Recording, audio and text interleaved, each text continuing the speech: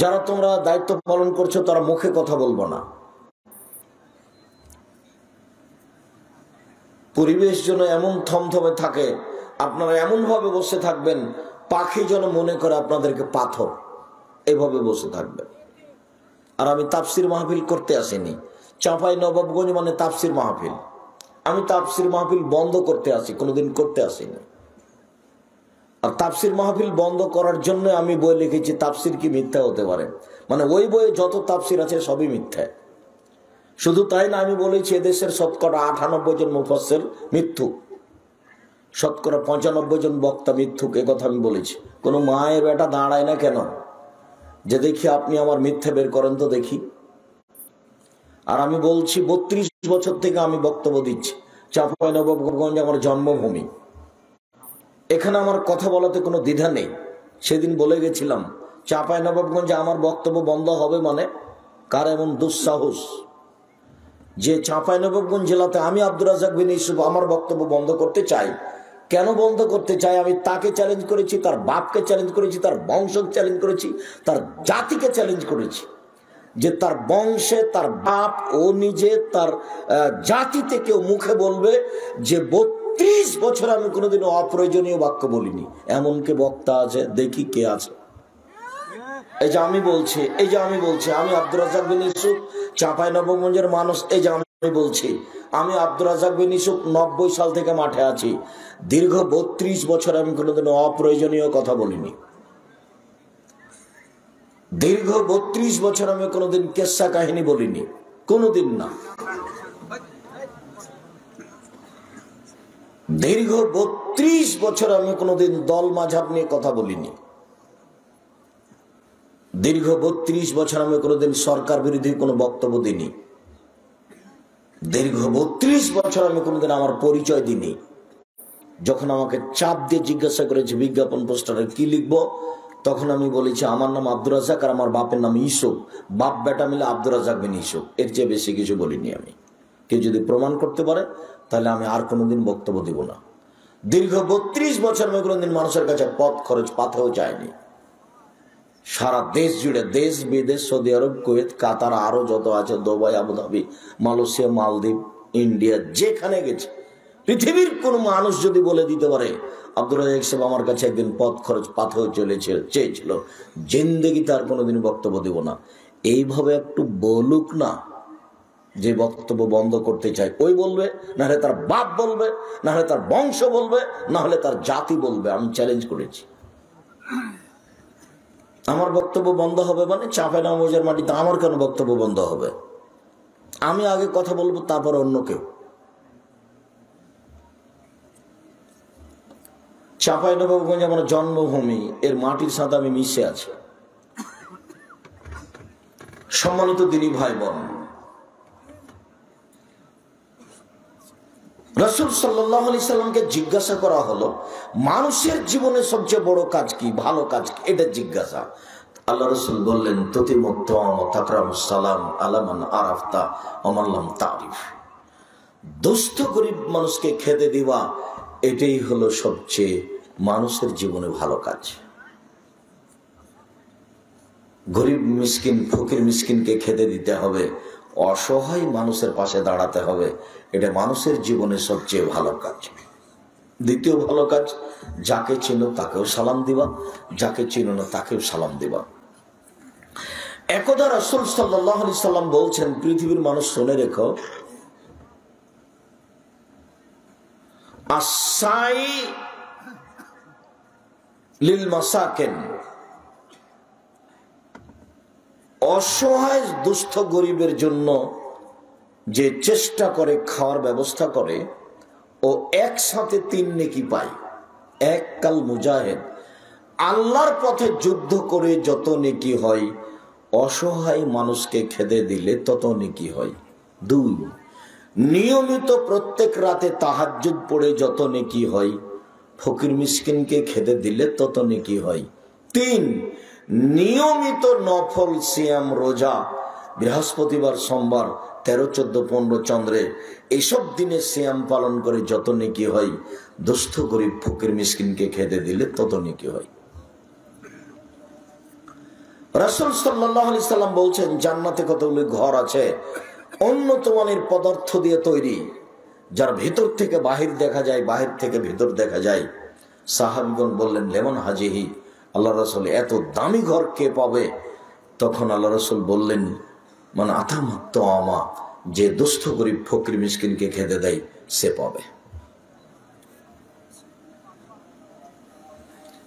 এমনটা কারণেই হতে পারে ইবাদতের জগতে সবচেয়ে দামি ইবাদত হলো, শক্তিশালী ক্ষমতাধর পাওয়ারফুল ইবাদত হলো দান। দান যত বড় ইবাদত হোক, যদি মানুষ সালাত আদায় না করে, নামাজ যদি না পড়ে, তাহলে দানের মতো ইবাদতকে আল্লাহ কেটে দিবেন, ওটা বাতিল। ইবাদতের জগতে ভিন্ন ধরনের বিরল ব্যতিক্রম ইবাদত হলো সালাত। সালাত এমন একটি ইবাদত যার উপরে নির্ভর করে অন্যান্য ইবাদত। সালাত নেই যার, কোন ইবাদত নেই তার। সালাত আছে যার, সব ইবাদত আছে তার।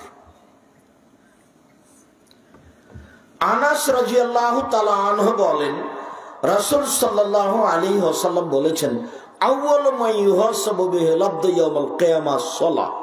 বিচারের মাঠে প্রথমে যেটা মানুষকে জিজ্ঞাসা করা হবে কিয়ামতের মাঠে, সেটা হলো সালাত। ফাইন সালাহাত সালাহাল্লাহু সাইরা আমালিহি, যদি সালাত টিকে যায় সব ইবাদত টিকে যাবে। ওয়াইন ফাসাদাত ফাসাদাল্লাহু সাইরা আমালিহি, যদি সালাত না টিকে, সালাত যদি বাতিল হয় বিচারের মাঠে, সব ইবাদত বাতিল হবে। অন্য কোন ইবাদত আল্লাহ দেখবেন না, আগে দেখবেন সালাত, তারপরে দেখবেন অন্য কিছু।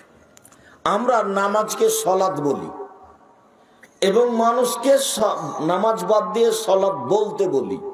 কেন? নামাজ শব্দটি কোরআনেও নেই, হাদিসেও নেই।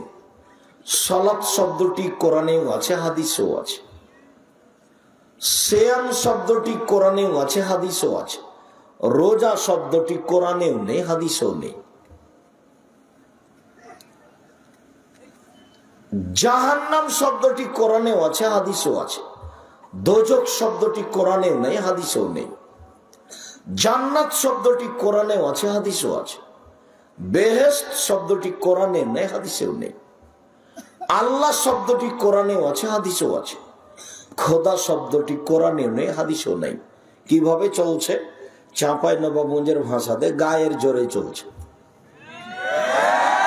জোর করে চলছে। একজন যদি বলে চলবে না, তো আর একজন লাভ দিয়ে উঠেছে, কে বলে রে চলবে না রে, দাঁত খুলে দেবো একেবারে। জীবনে কোনোদিন দেখেনি কি চলবে কি চলবে না। কি ইউসুফ জুলেখার কাহিনী শুরু করে দিয়েছে, 3 দিন যাবত চলছে ইউসুফ জুলেখার কাহিনী, চলছে কাহিনী, আর সবাই বাদাম খাচ্ছে আর বলছে তাফসির মাহফিল। এই সামনে বারো ভাই, কমিটি কে কে কত টাকা দিবা তাফসির মাহফিলের? টাকার জবাব দিতে হবে। টাকা কি তোমার বাপের? বাদশাহ শাহজাহান কবর তৈরি করেছে বউয়ের, স্ত্রীর। টাকা কি শাহজাহানের বাপের? বিচারণে জবাব দিতে হবে। আপনি তাফসির মাহফিল করেছেন, আমি কোনোদিন করিনি, আমি করিনি, করবো না। আমি জাতির সামনে মিথ্যা তাফসির করব না, করতেও দেবো না। আমার গ্রামের এক চাচাতো ভাই আমাকে বলছে, আজকে যে এতে বাসের দুপুরে তাফসির করলো না, এ তাফসির তোরা জানিস না। কি করলো? ও জানিসই না তোরা এই তাফসির। আচ্ছা আমরা না জানি, করলো কি এটা একটু বলবেন না? তো বলছে তাহলে শোন, এমন তাফসির যেটা জীবনে শোনেনি। আদম আলাইহিস সালাম ঘুম থেকে উঠে দেখেন পাশে একজন সুন্দরী নারী। তো আদম আলাইহিস সালাম হাত বাড়াতে গেলেন, ফেরেশতা বলছেন থামেন। তো আদম আলাইহিস সালাম বলছেন কেন? তাহলে মোহর দিতে হবে। মোহর আবার কি? মুহাম্মদ সাল্লাল্লাহু আলাইহি সাল্লামের উপরে 1000 বার দরুদ পড়ে দিতে হবে। তখন আদম আলাইহিস সালাম মুহাম্মদ সাল্লাল্লাহু আলাইহি সাল্লামের উপরে 1000 বার দরুদ পড়ে দিয়ে বউ হালাল করলেন। কোরআন মাজিদে আল্লাহ বলছেন যে আমি আদমকে সব শিখিয়ে দিয়েছি, পৃথিবীতে যা কিছু আছে, যা কিছু ছিল, যা কিছু থাকবে কিয়ামত পর্যন্ত, আদমকে আমি সব শিখিয়ে দিয়েছি। দেখলেই বলতে পারতেন এটা গিলাস, দেখলেই বলতে পারতেন না মাইক। এরকম ধারণ ক্ষমতা আল্লাহ তাকে দিয়ে সৃষ্টি করেছেন। যেই মানুষটাকে আল্লাহ বলছেন সবকিছু দিয়ে শিখিয়ে দিয়ে সৃষ্টি করেছেন, সে মানুষটা বউ কিভাবে হালাল করতে হবে সেটাই জানেন না। তখন আমি বলেছিলাম, এই শোনেন, মুফাসসিরকে ৮০ ১৬০ লাঠি পিটাতে হবে। সাধারণ মানুষের উপরে অপবাদ লাগালে শাস্তি হলো ৮০ লাঠি, আর নবীর উপরে অপবাদ লাগালে এটা ডবল হবে, তাহলে ৮০ ১৬০ লাঠি। দেখি আমার এই বক্তব্য কোন মায়ের বেটা কিয়ামত পর্যন্ত উল্টাতে পারে। আপনি বলছেন ওই মুফাসসির এমন তাফসীর করেছে জিন্দেগিতে করতে পারবে না। আমি আব্দুর রাজ্জাক বিন ইউসুফ ৩২ বছর থেকে বক্তব্য দিই কোরআন এবং হাদিস দিয়ে, ৩৪ বছর থেকে বুখারী মুসলিম পড়াই, শিক্ষক, শেষ কিতাব পড়াই, ২৬ বছর থেকে হাত দিয়ে ফতোয়া লিখি কলমে, ২৬ বছর থেকে একটানা, ৬ বছর থেকে ফতোয়া বোর্ড নিজে পরিচালনা করি। বড় বড় বিদ্বান দেশ বিদেশের সামনে বসে থাকে, যে ফতোয়া বোর্ড আমি নিজে পরিচালনা করি। আমি চাঁপাইনবাবগঞ্জের মানুষ। আমার প্রতিষ্ঠানে ৪,০০০ ছেলে মেয়ে আছে, ২৫০ জন শিক্ষক শিক্ষিকা আছে, প্রতি মাসে বেতন লাগে ৩০ লক্ষ।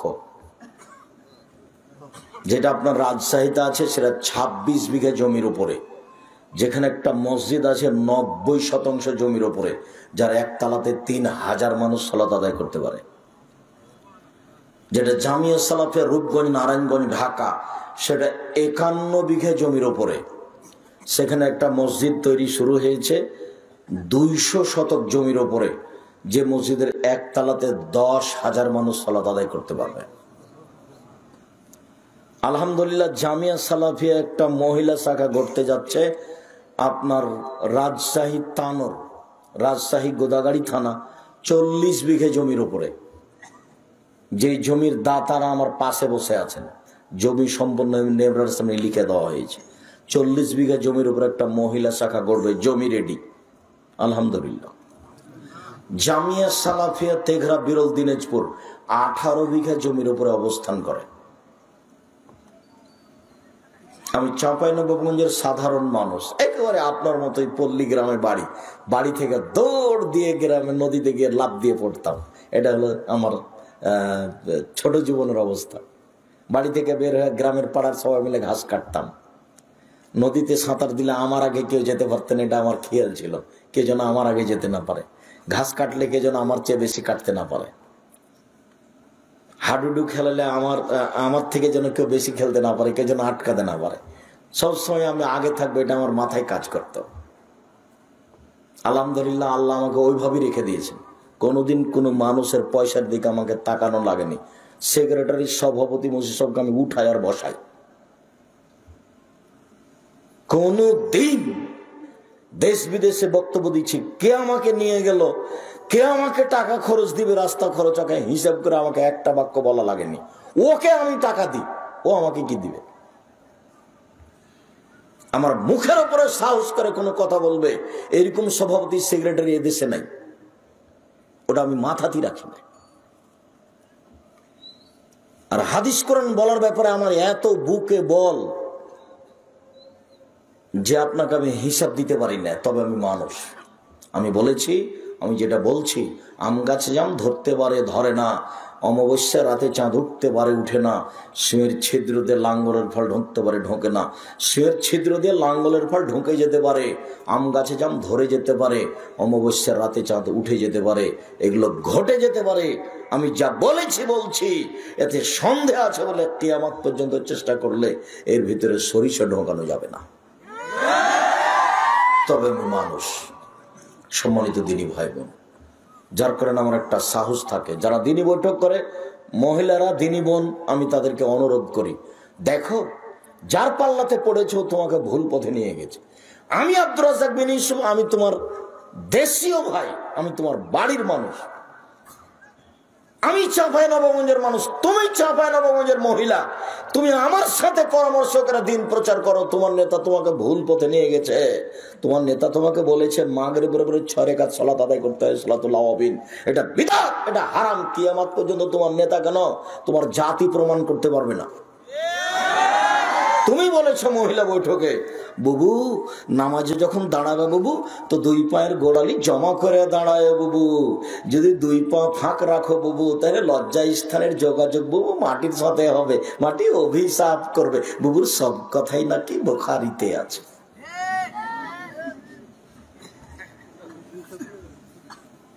মহিলা যে বাড়িতে মারা গেছে সেই বাড়িতে আপনি হাত তুলে দোয়া করেন চিল্লাচিল্লি করে, বিসমিল্লাহ পড়লে এত কিছু হবে আপনি বলেন, সূরা ইয়াসিন পড়লে এত কিছু হবে আপনি বলেন।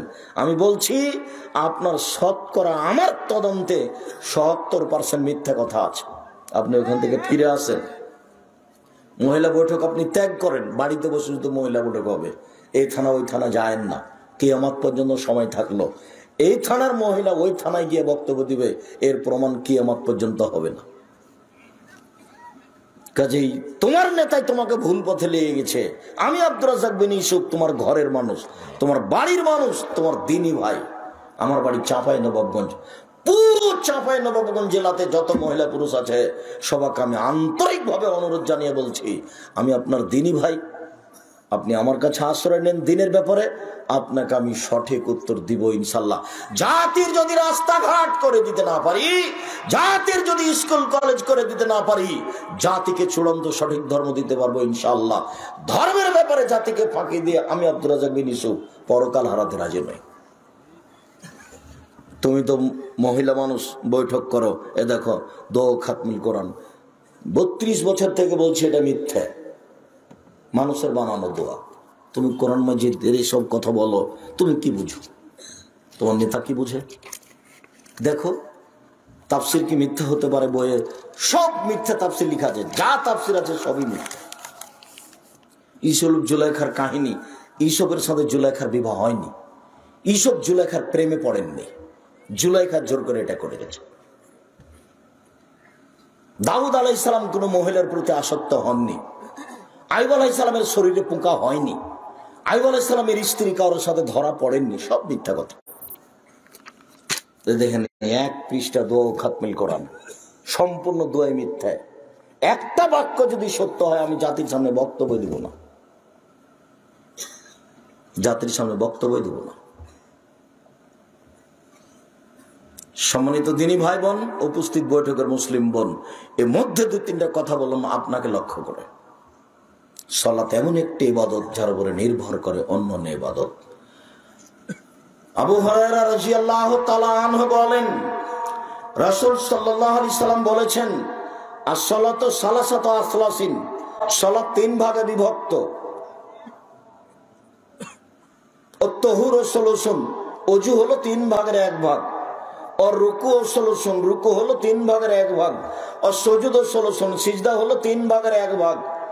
কথার কথা, 2 রাকাত সালাত আদায় করে যদি আমরা 300 নেকি পাই, যদি ওযু ঠিক না থাকে তাহলে 100 কাটা গেল, যদি রুকু ঠিক না হয় তাহলে 200 কাটা গেল, যদি সিজদা ঠিক না হলে 300 কাটা গেল, 1 নেকি হবে না, যা একটু পরে আলোচনা আসবে। আল্লাহ রাসূল বলেন, ফামনাদা হবে আক্কা, যদি কেউ সালাতকে ঠিক ঠিক আদায় করে, ওযু ভালো করে করে, রুকু ভালো করে করে, সিজদা ভালো করে করে, কবিলাত সালাতুহু, তার সালাত কবুল করা হবে। অকবিলাত সায়ের আমালিহি, সব আমল কবুল করা হবে। ওয়াইন রুদ্দাত আলাইহি সালাতুহু, আর যদি তার সালাত কবুল না হয়, সালাত যদি তার উপরে প্রত্যাখ্যান করা হয়, যাও তোমার সালাত কবুল হয়নি, রুদ্দাত আলাইহি সায়ের আমালিহি, সব আমল তার উপরে প্রত্যাখ্যান করা হবে, সব বাতিল, কিছুই হয়নি। সালাত আদায় করে না যে, তার কোনো ইবাদত নেই। সম্মানিত দিনী ভাই বোন, আমরা সবসময় সালাত শব্দটি ব্যবহার করি, আপনাকেও সালাত শব্দটি ব্যবহার করার জন্য অনুরোধ জানাচ্ছি। সালাত মানে বিশেষ প্রার্থনা, আর নামাজ মানে উপাসনা। হিন্দুরা উপাসনা করে, সালাতের মধ্যে যে অর্থ আছে নামাজের মধ্যে সে অর্থ নেই। কাজে খুব খেয়াল করে রাখবেন, আমি সবসময় কথাতে সালাত ব্যবহার করব। অত্র 2টি হাদিসে বুঝলাম যে সালাত একটি ব্যতিক্রম ইবাদত, যার উপরে নির্ভর করে অন্যান্য ইবাদত। সালাত আছে তো সব ইবাদত আছে, সালাত নেই তো তো কোনো ইবাদত নেই। একটা ফকির ভিক্ষে চেয়েছে, 10 টাকা দান করেছি, নেকি হয়েছে, কিন্তু সালাত নেই, তখন এই নেকিটা আল্লাহ কি করবেন? ক্রস চিহ্ন দিয়ে কেটে দেবে। সালাত ফরজ। দেখেন মহান আল্লাহ বলেন, ফাকিমুস সালাত ওয়া আতুজ যাকাত, পৃথিবীর মানুষ সালাত আদায় করো, যাকাত প্রদান করো, ওয়াতাসিমু বিল্লাহ, আল্লাহকে শক্তভাবে ধরো, হুয়া মাওলাকুম, আল্লাহ হচ্ছেন তোমাদের অভিভাবক, ও নি'মাল মাওলা নি'মান নাসির, তিনি হচ্ছেন উত্তম অভিভাবক, উত্তম সাহায্যকারী। আল্লাহ এমন সাহায্যকারী যে সাহায্যে কোনো ত্রুটি নেই। আল্লাহ এমন অভিভাবক যে অভিভাবকে কোনো ত্রুটি নেই। অভিভাবক কথাটা বলতে গিয়ে একটা কথা মনে পড়লো, সেটা হলো চাঁপাইনবাবগঞ্জ জেলাতেও বিবাহের বৈঠকে উকিল বাপ ধরে, উকিল বাপ, তবে সেদিন থেকে বাপ হয়ে যায় না, বলে উকিল। কে উকিল হবে এই বিবাহে? বলে দাদা। কে উকিল হবে? বলে ওর চাচা। বাপ যতদিন বেঁচে আছেন ততদিন পর্যন্ত কেউ অভিভাবক হতে পারবে না। উকিল বাপ, উকিল চাচা, উকিল দাদা সব হারাম। এমনিতেই চাঁপাইনবাবগঞ্জ জেলাতে বিবাহের শুরু থেকে শেষ পর্যন্ত একটা কাজও জায়েজ নাই, সবই হারাম। মেয়ে দেখা থেকে নিয়ে, বায়না করা থেকে নিয়ে, থোবড়া থেকে নিয়ে, গীত গাওয়া থেকে নিয়ে, মাজা খরচ থেকে নিয়ে, বিবাহ ঘেরা থেকে নিয়ে, বর যাওয়া থেকে নিয়ে, বিবি ডলি বিবি যাওয়া থেকে নিয়ে, শুরু থেকে নিয়ে শেষ পর্যন্ত একটা কাজে জায়েজ নাই। আর আপনাদেরকে তো আমি বলেছি ডলি বিবি শব্দ তো আপনারা সেদিন পেশাব করে দিয়েছে, আর কোনোদিন ডলি বিবি শব্দ ব্যবহার করবেন না। একবারে জীবনের মতো ভুলে যেতে বলেছি। 10 বছর পরে কেউ যদি বলে ডলি বিবি, তখন আর একজন বলবে ডলি বিবি তা কি গো, ওটা কি? আমরা তো এই শব্দ কোনোদিন শুনিনি। এমন ভাবে ভুলে যেতে হবে যে 10 বছর পরে যদি কেউ ডলি বিবি শব্দটা বলে, তার 5 জন বলবে এটা কি জিনিস, বুঝতে পারলাম না চাচা, এটা কি জিনিস। এরকম হতে হবে। থোবড়াও এরকম হতে হবে। থোবড়া নাই দুনিয়াতে, থোবড়া শব্দটাই ভুলে যাব। অবাক দুনিয়া যে যুবতী বেটি জেলে বসে থাকবে আর গ্রামের মানুষ তার মুখের উপর ক্ষীর তুলে দিবে, ছি ছি ছি ছি ছি ছি, ধর্ম পাগল হয়ে গেছে। আর স্ত্রীর মুখে ক্ষীর তুলে দিতে হয়, সারা গ্রামের লোক তার মুখে ক্ষীর তুলে দিচ্ছে। ধর্ম কি এতই নোংরা? দেখে মনে হয় যে হিন্দুদের বিবাহ লেগেছে, বর কলার গাছের চতুর্দিকে ঘুরছে, হিন্দুদের বিবাহ লেগেছে। বড় বড় মেয়েগুলো ওই মেয়েটার মুখে গামছা দিয়ে বসে আছে আর বলছে যে ক্ষীর দিতে বসেছে, তুমি এত টাকা দাও, না হলে মুখ খুলে দিব না। অবাক, এটা তো আমার চোখের সামনে।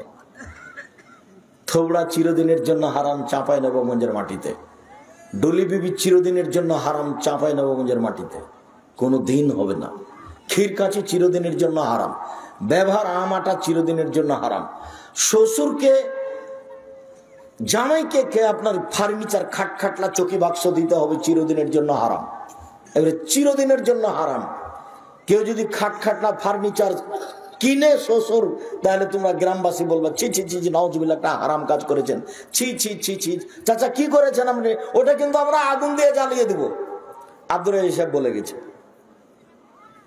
খবরদার আপনি খাটখাটলা চকি বাক্স আনবেন না। আর এই ছেলে তোমাকে বলছি, তুমি অত নোংরা শ্রেণীর ছেলে কেন? তোমার বাপও কি এরকম? ফার্নিচার নিয়েছো কেন? কেন নিবা? সাইকেল নিয়েছো কেন? মোটর সাইকেল নিয়েছো কেন? ভিক্ষা করে খেতে পারো না বাব্বাটা? ভিক্ষা করে খাবা। মোটর সাইকেল নিবা কেন? কেন নিবা? বাপের কিছুই নেই, কাজ করে খাও।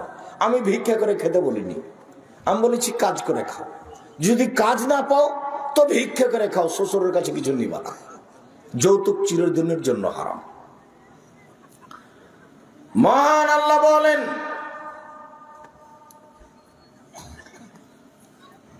ফাসাল্লি লিরাব্বিক, মুহাম্মদ সাল্লাল্লাহু আলাইহি সাল্লাম, আপনি আপনার প্রতিপালকের জন্য সালাত আদায় করুন। মহান আল্লাহ বলেন, হাফিজু আলাস সালাওয়াত ওয়াস সালাতিল উস্তা, পৃথিবীর মানুষ ভালোভাবে ঠিক ঠিক করে 5 ওয়াক্ত সালাত আদায় করো। বিশেষভাবে আসরের সালাতকে লক্ষ্য করে ভালোভাবে আদায় করো। মহান আল্লাহ বলেন, ফাকিমুস সালাতা লিযিকরি, পৃথিবীর মানুষ আমাকে ডাকার জন্য সালাত আদায় করো। সালাত এমন একটা ইবাদত যে শুরু থেকে নিয়ে শেষ পর্যন্ত সবই ডাকা, আল্লাহকে ডাকা। এরকম ইবাদত অন্যটা নেই। সেম দামি ইবাদত রোজা, তবে মুখ বন্ধ আছে, বাস কিছু বলা লাগে না, না খেয়ে আছি, তার নামে ইবাদত। 20 টাকা দান করলাম, কিছু বলা লাগলো না, তার নামে ইবাদত। হজ করতে গেলাম, কত দৌড়াদৌড়ি আর কত কষ্ট আর কত কি তওয়াফ আর সাই আর পাথর মারা ঢেল মারা নিয়ে কত ঝামেলা, একটা ইবাদত। তেমন কোনো জিকির আজকার নেই, শুধু খালি কর্ম। কিন্তু সালাত এমন একটা ইবাদত যে শুরু থেকেই ডাকা, আল্লাহকে ডাকা, শুরু থেকেই, শুরু থেকে একবারে। একটু পরে আসছে তখন দেখাবো। আমি লম্বা আলোচনা করতে চাচ্ছি না, নইলে এখানে একটু দেখাতাম ব্যতিক্রম কিছু। সম্মানিত দিনী ভাই বোন, রাসূল সাল্লাল্লাহু আলাইহি সাল্লাম বলেন সালাত ফরজ। আয়াতগুলিতে সালাত ফরজ বলে আল্লাহ তাআলা ঘোষণা করেন। আব্দুল্লাহ ইবনে আমর বলেন, রাসূল সাল্লাল্লাহু আলাইহি সাল্লাম বলেছেন, ইসলাম নির্ভর করে 5টা জিনিসের উপরে, 5টা ভিত্তি। একটা ভেঙে গেলে ও পড়ে যাবে, একটা খুঁটি ভেঙে গেলে এটা পড়ে যাবে। 5টা খুঁটির উপরে ইসলাম নির্ভর করে। এক, এই বলে সাক্ষ্য দেওয়া যে আল্লাহ ছাড়া কোনো মাবুদ নেই, মুহাম্মদ আল্লাহর রাসূল। এটা আমরা বলি, কিন্তু এর মানে আমরা জানি না। আমি সাক্ষ্য দিচ্ছি আল্লাহ ব্যতীত কোনো মাবুদ নেই, এর মানে হলো তুলসী গাছ তুলে ফেললে কিছুই হয় না।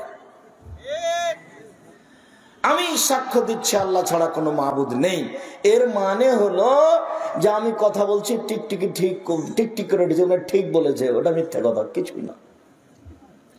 আমি সাক্ষ্য দিচ্ছি আল্লাহ ছাড়া কোনো মাবুদ নেই মানে যে আপনার মা কুলাতে চাউল ঝাড়ছিল, তা আপনার ছেলেটা যে কুলার উপরে চড়ে নিয়েছে, তখন আপনার মা বলছে হট হট, ঝিনগিটা কোনার এখানে কুলাতে পা দিতে হয়, সব সব। আরে আপনার মা এভাবে বলছে কেন?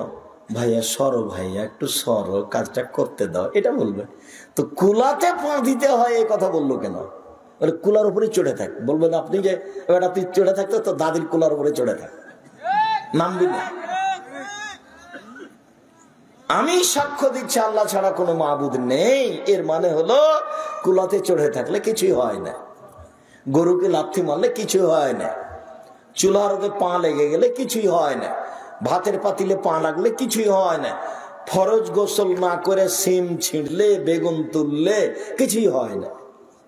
হবে মনে করলেই শিরক, তাহলে লা ইলাহা ইল্লাল্লাহ কেটে গেছে।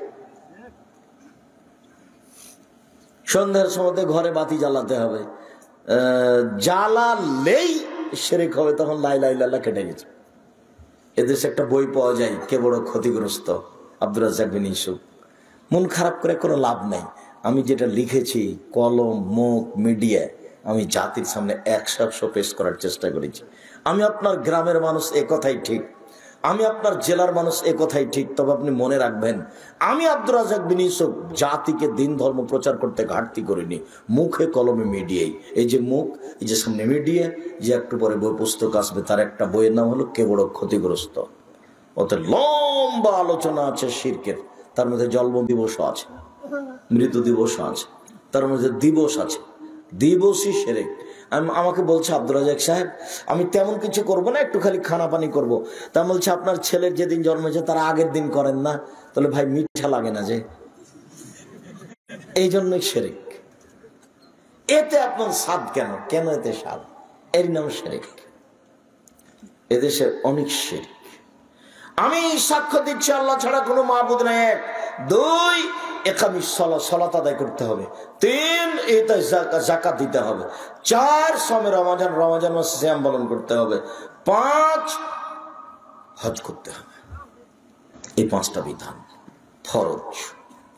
কোরআন এবং হাদিসে সংক্ষিপ্ত ভাবে বুঝছিলাম যে সালাত ফরজ। আল্লাহ তাআলা রাসূল সাল্লাল্লাহু আলাইহি সাল্লাম বলছেন যে সাল্লু খামসাকুম, পৃথিবীর মানুষ 5 ওয়াক্ত সালাত আদায় করো। অসম শাহরাকুম, রমজান মাসে শ্যাম থাকো, ওয়াদু যাকাত আমওয়ালিকুম, তোমাদের টাকার যাকাত দাও, ওয়াতু আমরিকুম, দায়িত্বশীলকে মেনে চলো, তাদখুলুনা জান্নাতা রাব্বিকুম, তাহলে তোমরা তোমাদের প্রতিপালকের জান্নাতে চলে যাওয়া। আদেশ 1 নম্বরে আছে 5 ওয়াক্ত সালাত আদায় করো, এটা ফরজ, সালাত আদায় করতেই হবে। ওযু করে সালাত আদায় করতে হয়, পানি নেই, তায়াম্মুম করে সালাত আদায় করতে হবে, মাটিও নেই, ও পানিও নাই, মাটিও নাই, এমনিতেই সালাত আদায় করতে হবে, ওযু ছাড়াই, তায়াম্মুম ছাড়াই। কেবলার দিকে মুখ করে সালাত আদায় করতে হয়, কেবলা বোঝা যায় না, বিনা কেবলায় সালাত আদায় করতে হবে। বসে দাঁড়িয়ে সালাত আদায় করতে হয়, বসে থাকা যায় না, দাঁড়িয়ে থাকা যায় না, বসে থেকে সালাত আদায় করতে হবে, বসে থাকা যায় না, শুয়ে থেকে সালাত আদায় করতে হবে। পরিষ্কার কাপড় পরে সালাত আদায় করতে হয়, পরিষ্কার কাপড় নেই, যে কাপড়ে পেশাব পায়খানা লেগে আছে ওই কাপড় পরেই সালাত আদায় করতে হবে। পরিষ্কার অপরিষ্কার কোনো কাপড়ই নেই, আপনি উলঙ্গ হয়ে আছেন। যেমন ওই সময়তে বলছিলাম, ইরাকে এইসব মুসলিম দেশে মার্কিন সৈন্য ঢোকে, মুসলিম মহিলাকে উলঙ্গ অবস্থায় তাদের সামনে হাঁটতে চলতে বাধ্য করত। এরকম সময় যদি সালাতের টাইম হয়ে যায়, তাহলে মুসলিম মহিলাকে এই মার্কিন সৈন্যের সামনে উলঙ্গ অবস্থাতেই নামাজ পড়তে হবে, পড়তেই হবে। এমন কোন দুনিয়াতে অবস্থা নেই যখন তাকে সালাত আদায় করতে হবে না, এরকম কোন অবস্থা পুরুষের জন্য নেই। শত্রু তাড়া দিয়েছে, দৌড়িয়ে চলে যাচ্ছে, এভাবেই সালাত আদায় করবে। গাড়িতে উঠে আছে, শিকল ধরে আছে, ঠেলে ঠেল মানে না, সালাতের টাইম পার হয়ে যাচ্ছে, এভাবেই সালাত আদায় করতে হবে। মহিলাদের জন্য হায়েজ অবস্থায় ব্যতীত বাকি সব সময় একই ব্যাপার। সালাত এমন একটি ইবাদত, ভিন্ন ধরনের ইবাদত, মানুষের অসুখ বিসুখ বুঝে না, সব ইবাদত অসুখ বিসুখ বুঝে। এই যে রোজা, আমি অসুস্থ, আচ্ছা ঠিক আছে এখন তুমি রোজা করিও না, এখন শ্যাম পালন পর করো, যখন ভালো হয়ে যাবে। এই যে হজ, আচ্ছা এবছর যায় না, সামনের বছর যায়, অসুস্থ মানুষ, ভালো হয়ে যাও। সব ইবাদত সমস্যা বুঝে, কিন্তু সালাত কোনো সমস্যা বুঝে না, ব্যতিক্রম ইবাদত। সম্মানিত দিনের ভাই বোন, বলছিলাম সালাত আদায় করতে হবে। এই ছেলে বসো। ওই ছেলেটা এত তাড়াতাড়ি উঠে হাঁটছে কেন? বাদাম কিনতে যাবা তুমি? সাবধান, এটা মাথা থেকে নামিয়ে দেন। আমি আপনার চেয়ে বেশি ক্লান্ত, আমাকে কাজ দেখাবেন না দয়া করে। ভদ্রতা বজায় রেখে চুপচাপ বসে থাকবেন। এখান থেকে বাইরে গিয়ে 1 কাপ চা খেয়ে আসবেন, এই নোংরা নীতি ত্যাগ করেন। আমার জীবনে আমি কোনোদিন চায়ের স্টলে বসিনি, তা আছি তো বেঁচে। জামিয়া সালাফের ভিতরে যেগুলো চায়ের দোকান আছে, ওখানে সামনে হাঁটার সময় তো বলে, এই খবরদার, চা ভালো করে বানায়, যদি কেউ অভিযোগ দেয় তাহলে তোমাকে কিন্তু আমি বিদায় করে দেবো। তো ওনাও বলে যে বসেন বসেন বসেন, 1 কাপ চা খেয়ে যান।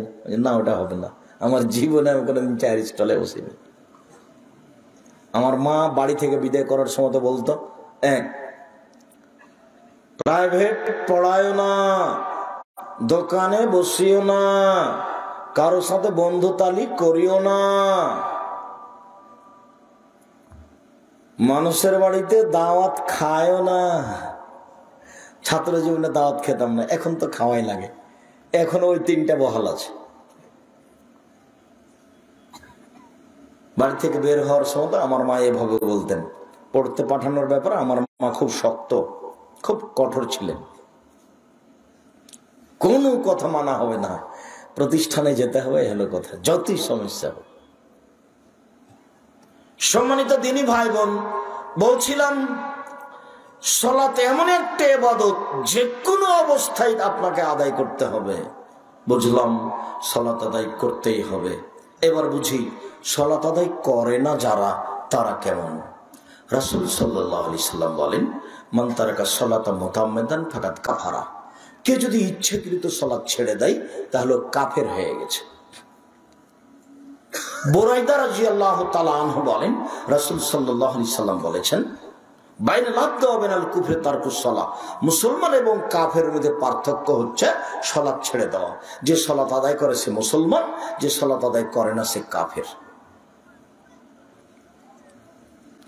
আবু হুরায়রা রাদিয়াল্লাহু তাআলা আনহু বলেন, রাসূল সাল্লাল্লাহু আলাইহি ওয়াসাল্লাম বলেছেন, উমিরতু উকাতিলান নাস হাত্তা ইয়াকুলু লা ইলাহা ইল্লাল্লাহ ওয়া ইকুমুস সালাহ।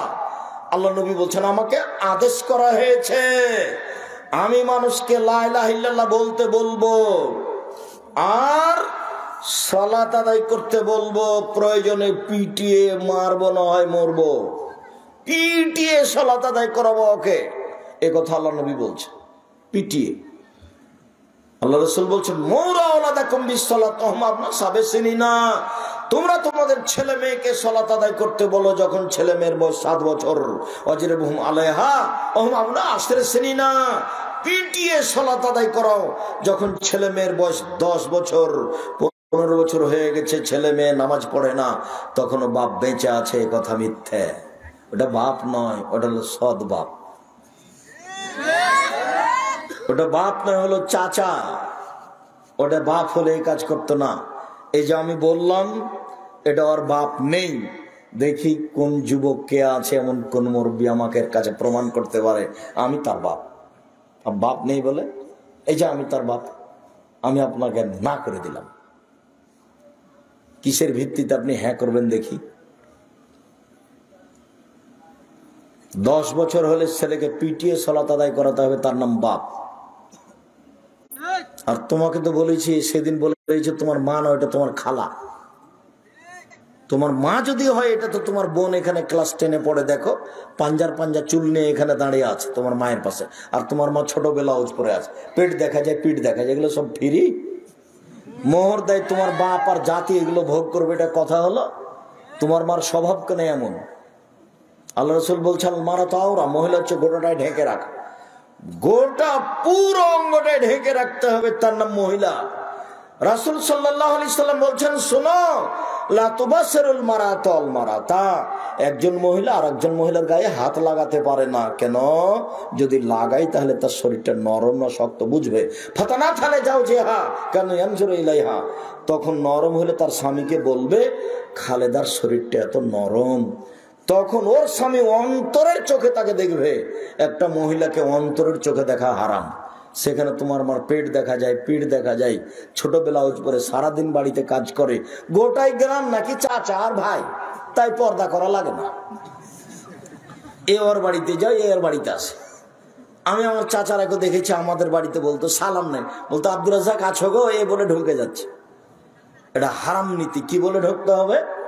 আসসালামু আলাইকুম। যতই খারাপ লাগুক, যতই আইন্না লাগুক, সালামই দিতে হবে। আন্নান্না লাগছে, সালাম দিয়ে ঢোকা কেমন কথা?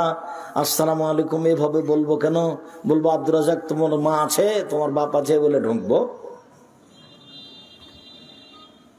এটাই চূড়ান্ত, সালাম দিয়ে ঢুকতে হবে। সম্মানিত দিনী ভাই বোন, বলছিলাম রাসূল সাল্লাল্লাহু আলাইহি সাল্লাম বললেন, কেউ যদি সালাত আদায় না করে আমি তাকে পিটিয়ে সালাত আদায় করাবো। এই হাদিসের ভিত্তিতে সেই কালে ইমাম আবু হানিফা রাহিমাহুল্লাহ বলেছেন, কেউ যদি 1 ওয়াক্ত সালাত আদায় না করে তাকে জেলখানায় বন্দি করে পিটিয়ে সালাত আদায় করাতে হবে। সেই কালে ইমাম আহমদ ইবনে হাম্বল বলেছেন, এই হাদিসের উত্তর হলো যে সালাত আদায় করে না তাকে হত্যা করতে হবে। বর্তমান বিদ্বানগণ এই হাদিসের ভিত্তিতে বলছে, আরবি বিদ্বানগণ, সৌদি আরবের বিদ্বানগণ, যে এমত অবস্থায় তাদের বিবাহ নেই। স্বামী নামাজ পড়ে, স্ত্রী পড়ে না, তাহলে বিবাহ কেটে গেছে। কেন? স্ত্রী কাফের, এই জন্য। যে নামাজ পড়ে সে মুসলমান, যে পড়ে না সে কাফের। স্ত্রী পড়ে, স্বামী পড়ে না, তো স্ত্রী মুসলমান, স্বামী কাফের। তো একজন মুসলমান একজন কাফের হলে বিবাহ কি হয়? থাকে না, বিচ্ছিন্ন হয়ে যায়, কেটে যায়। তো এখন তার বিবাহ নেই, কেটে গেছে, ওদের সংসার এখন হারাম। এ কথা আরবি বিদ্বানগণ এখন বলছে। এখন এই মুহূর্তে চেয়ারম্যান লাগে না, মেম্বার লাগে না, খাতা কলম লাগে না, কাজী লাগে না, বিবাহ এমনিতেই গেছে। আরবি বিদ্বানগণ এখন এই কথাও বলছেন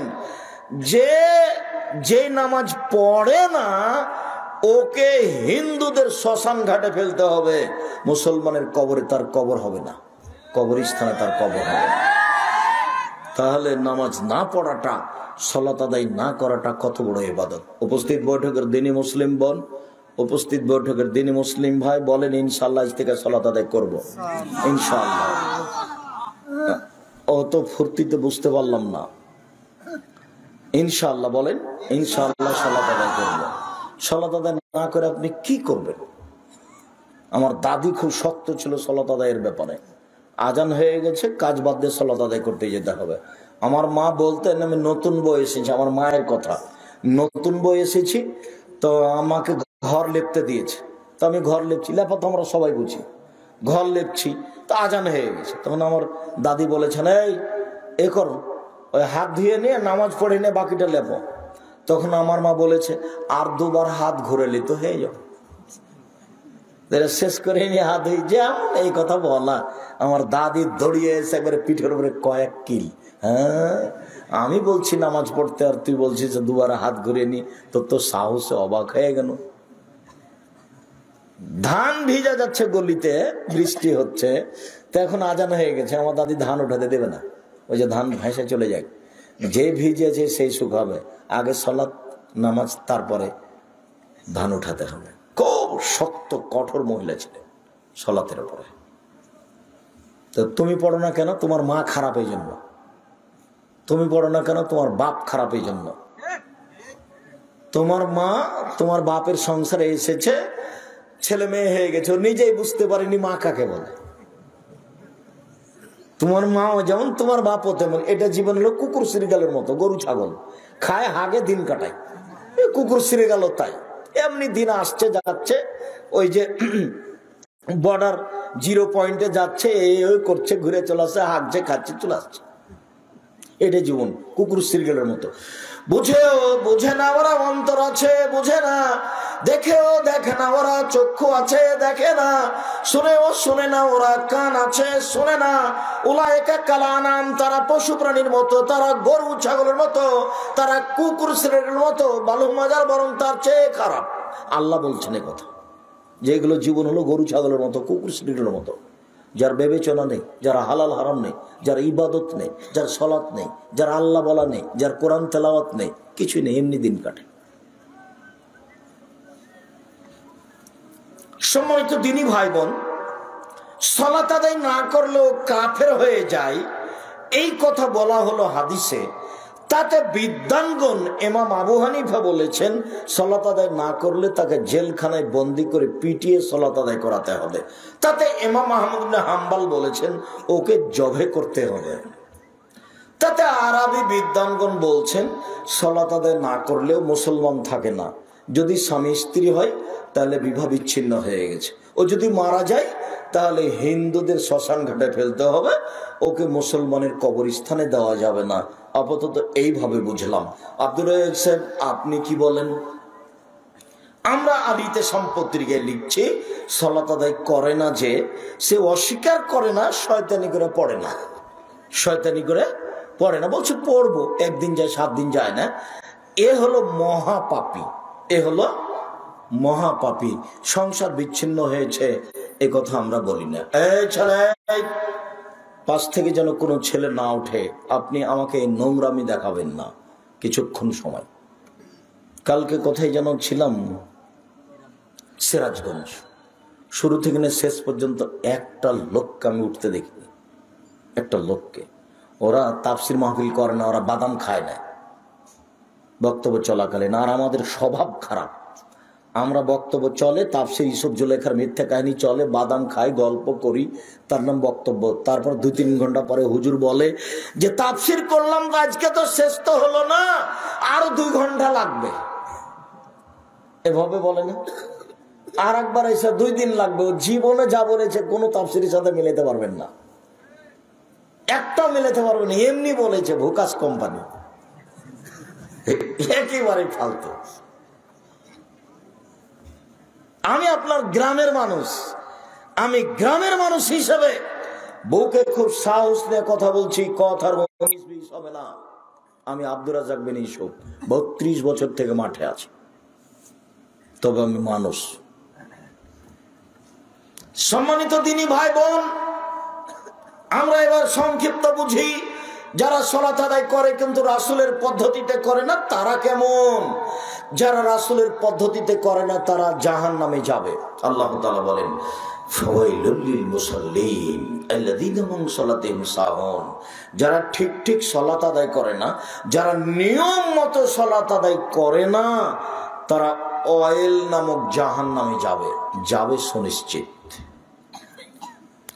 রাসূল সাল্লাল্লাহু আলাইহি সাল্লাম বলেন মান লাম ইহাফাজ আলাইহা লাম তাকুন লাহু নূরান ওয়া বুরহানুন আজাত ইয়াউমুল কিয়ামা। যে ঠিক মতো সালাত আদায় করে না, রুকু সিজদা ভালো করে না, সালাত তার জন্য দলিল হবে না, সালাত তার জন্য প্রমাণ হবে না, সালাত তার জন্য আলো হবে না, বরং বিচার মাঠেও থাকবে ফেরাউনের সাথে, হামানের সাথে। দুঃখিত, পৃথিবীতে সবচেয়ে বদ মানুষ ফেরাউন। ফেরাউনই বলেছে মালিম তুলাকুম মিলাইন গায়রি, মুসা আমি ব্যতীত আর কোন তোমাদের মাবুদ আছে কথা আমি জানি না। মুসা লাইনিত তাখাস্তা ইলাহান গায়রি লাজালান্নাকা মিনাল মাসজুনিন, আমাকে বাদ দিয়ে যদি তুমি কাউকে আল্লাহ বলো তাহলে আমি তোমাকে জেলখানায় বন্দি করে দিব। ফেরাউনই বলেছিল আনা রব্বুকুমুল আলা, শোনো মুসা আমি হচ্ছি তোমাদের সবচেয়ে বড় আল্লাহ। ফেরাউনের বক্তব্য। অনেকে আল্লাহ বলে দাবি করেছে, Charles Darwin, Hume, Hegel, Lenin, Karl Marx, Engels, Abraha, Abu Lahab, Abu Jahal, দাক্যানাস, ডিকেটিস, সক্রেটিস, নমরুদ, ফেরাউন, সাদ্দাত, কারণ অনেকে আল্লাহ বলে দাবি করেছে, তবে ফেরাউনের মতো নোংরা দেবী কেউ করেনি। আল্লাহর নবী বলছেন যে সালাত আদায় করলো, ভালো করে রুকু সিজদা করলো না, ও ফেরাউনের সাথে থাকবে। এর চেয়ে দুঃখজনক কিছু হতে পারে? এই গ্যাস একটু গরম পানি দাও তো গ্লাস। সম্মানিত দিনী ভাই বোন, রাসূল সাল্লাল্লাহু আলাইহি সাল্লাম মসজিদে বসেছিলেন। একটা লোক মসজিদে ঢোকে আল্লাহ রাসূলকে সালাম দিল, 2 রাকাত সালাত আদায় করে। আল্লাহ রাসূল বলেন সাল্লি ফাইনাকা লাম তুসাল্লি, সালাত আদায় করো, তুমি সালাত আদায় করনি। লোকটি আবার 2 রাকাত সালাত আদায় করে আল্লাহ রাসূলকে সালাম দিল। আল্লাহ রাসূল বললেন সাল্লি ফাইনাকা লাম তুসাল্লি, তুমি সালাত আদায় করো, তুমি সালাত আদায় করনি। লোকটি আবার 2 রাকাত সালাত আদায় করে আল্লাহ রাসূলকে সালাম দিল। আল্লাহ রাসূল বললেন সাল্লি ফাইনাকা লাম তুসাল্লি, তুমি সালাত আদায় করো, তুমি সালাত আদায় করনি। তখন লোকটি বলছে আল্লিমনি কাইফা উসাল্লি, কিভাবে সালাত আদায় করতে হবে আমাকে বলে দেন, আমি তো এর চেয়ে ভালো করে সালাত আদায় করতে পারবো না। যাক, আল্লাহ রাসূল যদি তাকে বলতেন যে তুমি সালাত আদায় করেছো তো খুব একটা ভালো হয়নি, এভাবে বললেন না, বললেন যে তুমি সালাত আদায় করো, তুমি করনি, একবারে সম্পূর্ণ নাকচ করে দিলেন। অথচ লোকটা তিনবার সালাত আদায় করেছে। তার মানে আপনাকে আমি কি বুঝাতে চাইলাম? আমি বুঝাতে চাইলাম যে আপনার যদি রুকু সিজদা ঠিক না হয় তাহলে আপনার সালাত হয়নি, রুকু সিজদা যদি ঠিক না হয় তাহলে আপনার সালাত হয়নি, এটাই বুঝাতে চাইলাম।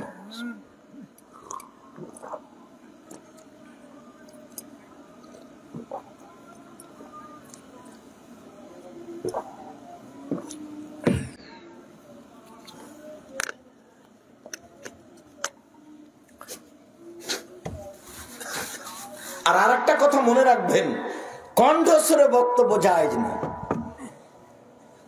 এটা নতুন কথা না, যা খাতাবা, যখন আল্লাহ রাসূল বক্তব্য দিতেন, ও আমরা তাই না হো, 2 চোখ লাল হয়ে যেত, ওয়াস্তাদা গাজাহু, রাগ বেশি হয়ে যেত, ওয়ালা সাউতুহু, কণ্ঠ উঁচু হয়ে যেত, কান্না মঞ্জুর যায়, যেন তিনি সৈন্য দলকে ধমক দেখাচ্ছেন, এই করতে হবে, সে করতে হবে। এটা ছিল বক্তব্যের গতি।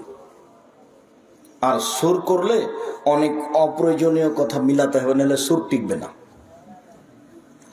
আবার যখন সুর হবে তখন আপনি কথা ধরে রাখতে পারবেন না, তখন মিঠা লাগবে, কোনটা যে ঠিক কোনটা যাবে ঠিক বুঝতে পারবেন না। বক্তব্য এমন হতে হবে যেখান দিয়ে যাবে কেটে ছিলে ছেঁচে চলে যাবে, 20 বছর পরে যেন মনে থাকে। বক্তব্য শোনার পরে দুভাগ হয়ে যাবে, ও বলবে মানতে হবে, ও মানতে হবে না, তার নাম বক্তব্য। এইরকম বক্তব্য হলে মানুষ ঠিকই কোরআন হাদিস মানার একটা সুযোগ পেত। সম্মানিত দিনী ভাই বোন, বলছিলাম যারা সালাত আদায় করে রাসূলের পদ্ধতিতে করে না তারা কেমন। এবার একটু দেখাই কিভাবে সালাত আদায় করতে হবে। আমার দিকে দেখেন কিভাবে সালাত আদায় করতে হবে। সাল্লু কামা রাআইতুমুনি উসাল্লি। পৃথিবীর মানুষ আমি যেভাবে সালাত আদায় করছি সেভাবে সালাত আদায় করো। এ কথা কে বলছেন? মুহাম্মদ সাল্লাল্লাহু আলাইহি সাল্লাম। তো এখন কি আল্লাহর নবী আছেন যে দেখবেন? তাহলে কি করতে হবে? হাদিস দেখতে হবে। তো হাদিসে যে ভুল ত্রুটি আছে, বুখারী দেখেন, বুখারী সালাতের জায়গা, মুসলিম দেখেন, রিয়াজুস সালিহিন দেখেন। আর যদি বই দেখতে চান যে কিছু বইয়ে পড়বো, তাহলে আমরা যেগুলো লিখছি, যেমন আমি একটা সালাতের বই লিখেছি, সালাতুর রাসূল, প্রচলিত সালাত বনাম রাসূল সাল্লাল্লাহু আলাইহি সাল্লামের সালাত, রাসূল সাল্লাল্লাহু আলাইহি সাল্লামের সালাত বনাম প্রচলিত সালাত, এবং আইনে রাসূল সাল্লাল্লাহু আলাইহি সাল্লাম দোয়া অধ্যায়, কত জায়গাতে দোয়া আছে, কত জায়গাতে হাত তুলে আছে, আর কতটা হাত তুলে দোয়া আছে, বিস্তারিত দিয়েছে। এই বইগুলো আপনি পড়তে পারেন। তবে এমনি বই পড়লে বিপাকে পড়ে যাবেন। বইয়ে যে মিথ্যা কথা আছে তার প্রমাণ আপনাকে যে কোরআন মাজিদের গায়ে মিথ্যা কথা লেখা আছে। এবার আল্লাহু আকবার বলার পূর্বে কয়েকটি জরুরি কথা। আল্লাহু আকবার বলার পূর্বে সুন্দর করে পেশাব পায়খানা করে আসেন। পেশাব পায়খানার সময়, বসার সময় বলবেন বিসমিল্লাহ আল্লাহুম্মা ইন্নী আউযু বিকা মিনাল খুবুসি ওয়াল খাবাইস। বিসমিল্লাহ বলেন, তাহলে শয়তান দেখতেই পাবে না। আর যদি বিসমিল্লাহ না বলেন, তাহলে শয়তান লজ্জায় স্থান দেখতে পাবে, ক্ষতি করতে পারবে না। বলেন বিসমিল্লাহ আল্লাহুম্মা ইন্নী আউযু বিকা মিনাল খুবুসি ওয়াল খাবাইস। অন্ধ হয়ে গেছে, শয়তান দেখতে পাবে না। উঠেন, গোফরানাকা, বাস, আর কিছু না। এরপরে বিসমিল্লাহ বলে ওযু করেন, সুন্দর করে ওযু করবেন। ওযু শেষ হয়ে গেলে বলবেন আশহাদু আল্লা ইলাহা ইল্লাল্লাহু ওয়াহদাহু লা শারীকা লাহু ওয়া আশহাদু আন্না মুহাম্মাদান আবদুহু ওয়া রাসূলুহু। জান্নাতের সব দরজা খুলে দেওয়া হয়েছে। আর যদি বলেন আল্লাহুম্মা জাল্লি মিনাত তাওয়াবিন ওয়া জাল্লি মিনাল মুতাতাহিরিন, তাহলে নেকি হবে, দরজা খোলা হবে না। কি নেকি হবে তা আল্লাহ রাসূল উল্লেখ করেননি। কথা বোঝা গেল না মনে হয়? আল্লাহুম্মা জাল্লি মিনাত তাওয়াবিন ওয়া জাল্লি মিনাল মুতাতাহিরিন দোয়া পড়তে পারেন, নেকি হবে। কি নেকি হবে তা আল্লাহ রাসূল বলেননি। আর যদি বলেন আশহাদু আল্লা ইলাহা ইল্লাল্লাহু ওয়াহদাহু লা শারীকা লাহু ওয়া আশহাদু আন্না মুহাম্মাদান আবদুহু ওয়া রাসূলুহু, এবার কি হয়েছে? জান্নাতের সব দরজা খুলে দেওয়া হয়েছে। সহজ পদ্ধতি জান্নাতের। সম্মানিত দিনী ভাই বোন, পেশাব পায়খানার শেষে পানি খরচ করে পবিত্রতা অর্জন করবেন। পানি যদি না থাকে তাহলে ঢেল টিস্যু পেপার। আগে ঢেল টিস্যু পেপার, পরে পানি, এটা মিথ্যা, এটা করা হবে না। পানি না থাকলে ঢেল টিস্যু পেপার। আবার ঢেল টিস্যু পেপার নিয়ে 40 কদম হাঁটা হারাম। খক খক করে কাশা, নোংরামি। পায়ের উপরে পা উঠিয়ে পবিত্রতা অর্জন করাও হারাম। আচ্ছা, ও যে 40 কদম হাঁটছে, নইলে পবিত্র হবে না, তো তার স্ত্রীকে 40 কদম হাঁটতে হবে না? তো তার স্ত্রী হাঁটে এক একদিন, আর ওর স্ত্রী যদি ঢেল নিয়ে হাঁটে তাহলে মানুষে কি বলবে? আচ্ছা, কোন পুরুষ যদি ঢেল নিয়ে হাঁটে তাহলে মহিলা দেখলে মহিলাকে ওইরকমই লাগবে। মহিলা যদি ঢেল নিয়ে হাঁটে তাতে পুরুষকে দেখতে যেমন লাগবে, কেননা ও মহিলাই হলো পুরুষ। পুরুষ মানুষ যদি ঢেল নিয়ে এভাবে হাঁটে তাহলে মহিলাকে কেমন কেমন লাগে। ঠিক মহিলাও যদি ঢেল নিয়ে এভাবে হাঁটে তাহলে পুরুষ মানুষকেও কেমন কেমন লাগবে। এই জন্য এই কাজই হারাম। বাস ঢেল টিস্যু পেপার নিয়ে ওখানে বসে থাকবে, বাস একটা পর্যায়ে ছেড়ে দিয়ে চলে আসবে। সুন্দর করে উজু করে নিয়েছে। 2 পায়ের মাঝে ফাঁকা রাখবে কতটুকু? শরীরের ভারসাম্য বজায় রাখতে যতটুকু লাগে। বুঝা গেল না? শরীরের একটা ভারসাম্য আছে না, এইটা ধরে রাখতে যতটুকু ফাঁকা লাগবে, মানে বেহিসাব ফাঁকা নয়, একেবারেই বন্ধ নয়, শরীরের গতি অনুযায়ী। আল্লাহু আকবার, এদিকে দেখেন, আল্লাহু আকবার। আল্লাহু আকবার বলার পূর্বে বিসমিল্লাহ চলবে না। বিসমিল্লাহ অত পাওয়ার রাখে না, আল্লাহু আকবার যত পাওয়ার রাখে। এই কাঁধ সামনাসামনি, এদিকে দেখেন, কাঁধ সামনাসামনি, আঙ্গুল জমা জমা আকাশমুখী। নইলে কানের লতি হলে এইটা, কানের লতি এইটা। আল্লাহু আকবার। ডান হাতের কবজি বাম হাতের কবজির উপরে রাখবেন। এটা রাখা যায়, তবে এটাই বেশি সহি। এটাও বুখারী মুসলিমের হাদিস, এটা সব হাদিস। বুকের উপরে রাখবেন। 5টি হাদিস সহি হাদিস। নাভির নিচে রাখবেন 3টে জয়ীফ হাদিস, জাল জয়ীফ হাদিস 3টে বুকের উপরে রাখবেন, রেখে বলবেন আল্লাহুম্মা বাঈদ বাইনি ওয়া বাইনা, এই দেখেন এ শুরু হয়ে গেছে, জিকির শুরু হয়ে গেছে, না আল্লাহকে ডাকা। এই দেখেন আল্লাহুম্মা বাঈদ বাইনি ওয়া বাইনা খাতায়ায়া কামা বা'আদতা বাইনাল মাশরিক ওয়াল মাগরিব, আল্লাহ তুমি আমাকে আর আমার পাপকে অত দূরত্বে রাখো, পূর্ব পশ্চিমকে যত দূরত্বে রেখেছো, পূর্ব থেকে পশ্চিম আছে লক্ষ কোটি কিলোমিটার দূরে, তুমি আমার থেকে আমার পাপকে ওইরকম দূরে রাখো। আল্লাহ মানাক্কিরি মিনাল খাতায়া কামা ইয়ানাক্কা সাবুল আবিজু মিনাদ দানাস, আল্লাহ তুমি আমার পাপকে ধুয়ে পরিষ্কার করে দাও যেমন ভাবে সাদা কাপড়কে ময়লা থেকে ধুয়ে পরিষ্কার করা হয়। আল্লাহ মাগসিল বিল মাই ওয়াস সালজাল বারাদ, আল্লাহ মাগসিল খাতায়া বিল মাই ওয়াস সালজাল বারাদ, আল্লাহ তুমি আমার পাপকে ঠান্ডা পানি দিয়ে, স্বচ্ছ পানি দিয়ে, বরফ দিয়ে ধুয়ে পরিষ্কার করে দাও। এ দেখেন ডাকা শুরু হয়ে গেছে আল্লাহকে। আউযু বিল্লাহি মিনাশ শাইতানির রাজিম, মারদুদ বিতরিত শয়তান থেকে বাঁচতে চাচ্ছি। বিসমিল্লাহির রহমানির রহিম, পরম দাতা তোলে নামে আরম্ভ করছি। আলহামদুলিল্লাহি রাব্বিল আলামিন, বিশ্বজগতের প্রতিপালকের প্রশংসা। আর রহমানির রহিম, তিনি হচ্ছেন পরম দাতা দয়ালু। মালিক ইয়াউমিদ্দিন, তিনি হচ্ছেন বিচার দিনের মালিক। ইয়াকা না'বুদু, একমাত্র তোমার ইবাদত করি। ওয়া ইয়াকা নাস্তাইন, একমাত্র তোমার নিকটে সাহায্য চাই। ইহদিনাস সিরাতাল মুস্তাকিম, তুমি আমার একটা কথা শোনো, তুমি আমাকে সোজা পথ দেখাও।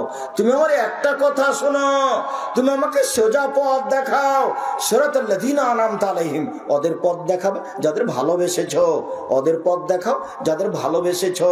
গায়রিল মাগযুবি আলাইহিম ওয়ালাদ-দাল্লিন, ওদের পথ দেখায় না যাদের খারাপ বেসেছো, ওদের পথ দেখায় না যারা অভিশপ্ত, ওদের পথ দেখায় না যারা পথ ভুলে গেছে, খারাপদের পথ দেখায় না। আমিন। দীর্ঘ সময় ধরে যে কথাটা বললাম এটা তুমি কবুল করো। আমার একটা কথা শোনো, তুমি আমাকে সোজা পথ দেখাও। ওরা বলছে এই দল করো, ওরা বলছে এই দল করো, ওরা বলছে ধর্মীয় দল করো। আবুল আলা মওদুদি রাহিমাহুল্লাহ বলেন আমাকে রাজপথ দেখাও, আমি কোন পথে যাই, তুমি আমাকে সোজা পথ দেখাও। ওদের পথ দেখাও যাদের ভালোবেসেছো, ওদের পথ দেখাও না যাদের খারাপ বেসেছো। অনেকক্ষণ ধরে যে দোয়া করলাম এটা কবুল করো। বিসমিল্লাহির রহমানির রহিম, পরম দাতা দয়ালুর নামে আরম্ভ করছি। কুল হুয়াল্লাহু আহাদ, হে নবী আপনি বলুন আল্লাহুস সামাদ, আল্লাহ একক, নিরপেক্ষ, মুখাপেক্ষহীন। লাম ইয়ালিদ, তিনি কাউকে জন্ম দেননি, ওয়ালাম ইউলাদ, তিনি কারো থেকে জন্ম নেননি, ওয়ালাম ইয়াকুল লাহু কুফুয়ান আহাদ, তার সমকক্ষ কেউ নেই। আল্লাহু আকবার, আল্লাহ সবচেয়ে বড়। হাতটা খুলে দেন, এই পর্যন্ত উঠান, প্রথমে যে পর্যন্ত উঠিয়েছিলেন। এবার রুকুতে যাব। রুকুতে যাওয়ার পূর্বে জরুরি কয়েকটি কথা। তার 1 নম্বর কথা, হাত দুটি রডের মতো সোজা হয়ে থাকবে, পিঠের লম্বা হাতটা একবার রডের মতো সোজা হয়ে থাকবে, মাথা উঁচুও হবে না, মাথা নিচুও হবে না। কোমর থেকে সামনের ওজন হাতের উপরে থাকবে, কোমর থেকে সামনের ওজন হাতের উপরে থাকবে, আঙ্গুলগুলি খোলা খোলা থাকবে, হাঁটু চেপে ধরে থাকতে হবে। আবার বলি, হাত দুটি রডের মতো সোজা হয়ে থাকবে, পিঠটা একবার লম্বা হয়ে থাকবে, পিঠটা যেন এরকম বাঁকা হয়ে না থাকে। আর রুকুতে এভাবে থাকবেন না যে গোটা শরীরটা পায়ের ওপরে আছে, হাত দুটো এমনি দিয়ে আছে, এমনিতে বোঝা যায় না কথা মনে হয়, এমনিতে হাঁটুর উপরে রেখে দিয়েছেন, এরকম নয়। একবারে পুরো ওজনটা কোমর থেকে হাতের উপরে থাকবে, আর লম্বা হাড় সোজা হয়ে থাকবে, মাথা উঁচুও হবে না, নিচেও হবে না। পিঠের উপরে গ্লাস রাখলে যেন গ্লাসটা থেকে যায়। এভাবে বলুন সুবহান রাব্বিয়াল আযীম। উঁচু আল্লাহর পবিত্রতা বর্ণনা করছি যতবার ইচ্ছে, 3 বার 5 বার 10 বার, একটা হাদিসও ঠিক নয়, যে যা পারে 2 বার 50 বার বলুন সুবহান কুদ্দুসুন রব্বুল মালাইকাতুর রূহ। তুমি পাক, তুমি পবিত্র, তুমি ফেরেশতার প্রতিপালক, তুমি জিবরাইলের প্রতিপালক। নলে বলুন সুবহানাকা আল্লাহুম্মা রাব্বানা ওয়া বিহামদিকা আল্লাহুম্মা গফিরলি। তোমার পবিত্রতা বর্ণনা করছি, তোমার প্রশংসা সহকারে ক্ষমা চাচ্ছি, আমাকে ক্ষমা করে দাও যতবার ইচ্ছে। নলে বলুন সুবহানাজিল জাবরুতি ওয়াল মালাকুতি ওয়াল কিবরিয়া ওয়াল আজমাত। যতবার পারেন বলতে থাকেন। এবার চলেন সামি আল্লাহু লিমান হামিদা, রব্বানা লাকাল হামদ হামদান কাসীরান তাইয়িবান মুবারাকান ফি মিলা সামাওয়াতি মিলাল আরজ মিলা মা বাইনাহুম ইলা মা শাইতা মিন শাইইন বাদু। উঠে দাঁড়িয়ে যান, হাত ছেড়ে দেবেন, হাত আর বাঁধবেন না বুকে, হাত ছেড়ে দিয়ে বলবেন আল্লাহ ওই লোকের প্রশংসা শুনলো যে তার প্রশংসা করলো, খুব তার প্রশংসা, মঙ্গলময় তার প্রশংসা, আকাশ জমিন পরিমাণ প্রশংসা, আকাশ জমিনের মধ্যে যে ফাঁকা রয়েছে সেই পরিমাণ প্রশংসা, তুমি যে কত প্রশংসা চাও তা তো জানি না, যত চাও তত। এভাবে বলেন আর দাঁড়িয়ে থাকেন। এবার যখন শেষ হয়ে যাবে চলেন যাই সিজদায়। সিজদায় যাওয়ার পূর্বে একটি জরুরি কথা, এই চলে কারো গায়ে হাত দিয়ে আছো নাকি, রেডি হও, এদিকে খেয়াল করো। আর কোনো ছেলে যেন আপনার পাশ থেকে উঠতে না পারে, ও তো আর কথা বুঝে না, এমনি বসেছিল গল্প করছিল, এখন তো আর কণ্ঠস্বরে বক্তব্য চলে না, নইলে এভাবে চেয়ে থাকতো, কি যে বলতো, মৌলানা কি বললেন, কি যে বললেন, বাপের বেটা আছে বললো কিছু, কি যে বললো সে তো জি কি যে বললো, এর নাম বক্তব্য না। আপনি বিশ্বাস করেন, আপনি আমার কথা উপরে আস্থা রাখবেন। আমি আপনার ঘরের মানুষ, বারবার বলতে চাচ্ছি, কথা আস্থা রাখার জন্য, কথায় আস্থা রাখার জন্য বারবার এই কথা আপনাকে বলছি। আপনি নিজের ঘরের মানুষের উপরে আস্থা রাখবেন না, রাখবেন কার উপরে, কি বলতে চান আপনি? আপনাকে তো আমি বলছি, আমার কথার দৃঢ়তা আছে। সম্মানিত দিনী ভাই বোন, চলেন সিজদায়। সিজদায় যাওয়ার পূর্বে জরুরি কয়েকটি কথা। আল্লাহ রাসূল বলছেন উমিরতু আন আসজুদা সাবাতা আযাম, আমাকে 7 হাড়ের উপরে সিজদা করতে বলা হয়েছে। 7 হাড়, নাক কপাল 1, 2 হাত 3, 2 হাঁটু 5, 2 পায়ের বৃদ্ধাঙ্গুল 7। নাক কপাল একসাথে লেগে থাকবে, নাক লেগে নাই তখন সিজদা হয়নি, নাকও আছে কপালও আছে, তার নাম সিজদা হয়েছে। 1 নাক কপাল 1, 2 হাত 3, 2 হাঁটু 5, 2 পায়ের বৃদ্ধাঙ্গুল 7। ওই সিজদার সময় কেউ পাও চুলকাবেন না। যদি পা উঠিয়ে নেন তাহলে এবার কয়টা হয়েছে? 6টা। সিজদা যে 7টার উপরে করা হয়েছে একটা কেটে গেল, তখন সিজদা তার নেকি হবে না। আর যদি পা উঠিয়ে আবার হাতটা নিয়ে চুলকান তাহলে 2টা অঙ্গ উঠে গেছে মাটি থেকে। 7 ছিল, এবার কটা আছে? 5টা আছে। আপনি হাত পা চুলকান, সিজদা থেকে উঠে এসে, কথা বুঝাতে পারি না মনে হয়। যদি হাত পা চুলকাতে হয় তো কখন চুলকাবেন? পরে উঠে এসে, কেননা তখন 7 হাড় লাগবে, 7 হাড্ডি। আর 2 পায়ের গোড়ালি সহ মাথা আঙ্গুল বৃদ্ধাঙ্গুল সহ এভাবে লেগে থাকবে জমা হয়ে। সিজদার সময় 2 পা টেনে জমা করে নেবেন। আমার মাঝাবে ভাইরা বলেছে ছি ছি ছি, না না না না, বৃদ্ধাঙ্গুল একবার নড়বে না, বৃদ্ধাঙ্গুল একবার ডাহা মিথ্যা কথা, ডাহা মিথ্যা কথা। সিজদার সময় ফিরে আসবে সিজদার সময়তে। চলেন সিজদাই এইভাবে হাত রাখবেন 2 কানের পাশে, আর কোনকে এইভাবে উঠে রাখবেন যেন নিচে দিয়ে ছাগলের বাচ্চা পার হয়ে যেতে পারে, মহিলা পুরুষ সবার। এইখানে মহিলা বলেছে বুবু যখন সিজদা করবে বাবু তখন বুককে উরুর সাথে লাগিয়ে সিজদা করিও বাবু। যদি বুককে উরু থেকে পৃথক রাখো বাবু তাহলে স্তন ঝুলন্ত থাকবে বাবু, পর্দার ব্যাঘাত ঘটবে। বুবুর সব কথাই নাকি বুখারীতে আছে। বুবু সিজদা যখন করবা বুবু তখন একবার মাটিতে পড়ে গিয়ে আঁটো সাঁটো হয়ে সিজদা করিও বুবু। হাতি যেমন মাটিতে পড়ে যায় তেমনি একবার মাটিতে পড়ে গিয়ে সিজদা করি। একবারে মিথ্যা কথা। পেটের নিচ দিয়ে ছাগলের বাচ্চা পার হতে পারে, একাধিক সহিহ হাদিস, বুখারী, মুসলিম, আবু দাউদ, নাসাই, তিরমিজি, ইবনে মাজাহ, বাইহাকি, দারমি, দাইলামি, দারকুতনি, মুসনাদ সাহেব, সহিহ হিব্বান, সহিহ আওয়ানা, মুসনাদ হাকিম, মুসনাদ বাজ্জার, মুসনাদ আহমদ, মুসনাদ ইয়ালা, যত হাদিস আছে পৃথিবীতে সব হাদিসই আছে যে পেটের নিচ দিয়ে ছাগলের বাচ্চা যেন পার হয়ে যেতে পারে। বুবুর কথা একবারে ডাহা মিথ্যা। বুবুকে এই কথা থেকে ফিরে আসতে হবে, ওই মহিলা বৈঠকই বাতিল। এবার চলেন কোন উঁচু করে বুক থেকে উরুটা পৃথক রেখে হাত দুটি কানের পাশে রেখে সুবহান রাব্বিল আলা, উঁচু আল্লাহর পবিত্রতা বর্ণনা করছি যতবার ইচ্ছে, 3, 5, 7, 10 একটা চলবে না। নইলে বলুন সুবহান কুদ্দুসুন রব্বুল মালাইকাতুর রূহ, নইলে বলুন সুবহানাকা আল্লাহুম্মা রাব্বানা ওয়া বিহামদিকা আল্লাহুম্মা ইগফিরলি, নইলে বলুন আল্লাহুম্মা ইগফিরলি জামবি কুল্লাহু দিক্কা ওয়া জুল্লা ওয়া ওয়া আকরালুনি ওয়া আল্লাহ আমাকে ক্ষমা করো, আমার আগের পাপ, পরের পাপ, ছোট পাপ, বড় পাপ, প্রকাশ্য পাপ, অপ্রকাশ্য পাপ, জীবনে যত পাপ করেছি সব ক্ষমা করে দাও। এটা সিজদার দোয়া, সিজদায় বলবেন। আর না হলে কোরআন মাজিদের আয়াত বাদ দিয়ে যত হাদিসের দোয়া আছে বলেন, সিজদায় বলেন আল্লাহুম্মা ইন্নাকা আফুউন তুহিব্বুল আফওয়া ফাআফনি, তুমি তো ক্ষমাশীল, ক্ষমাকে ভালোবাসো, আমাকে ক্ষমা করো। আল্লাহুম্মা ইন্নাকা আফুউন তুহিব্বুল আফওয়া ফাআফনি, তুমি তো ক্ষমাশীল, ক্ষমাকে ভালোবাসো, আমাকে ক্ষমা করো। এটা বলবেন। বুঝাতে পারি না কথা মনে হয়?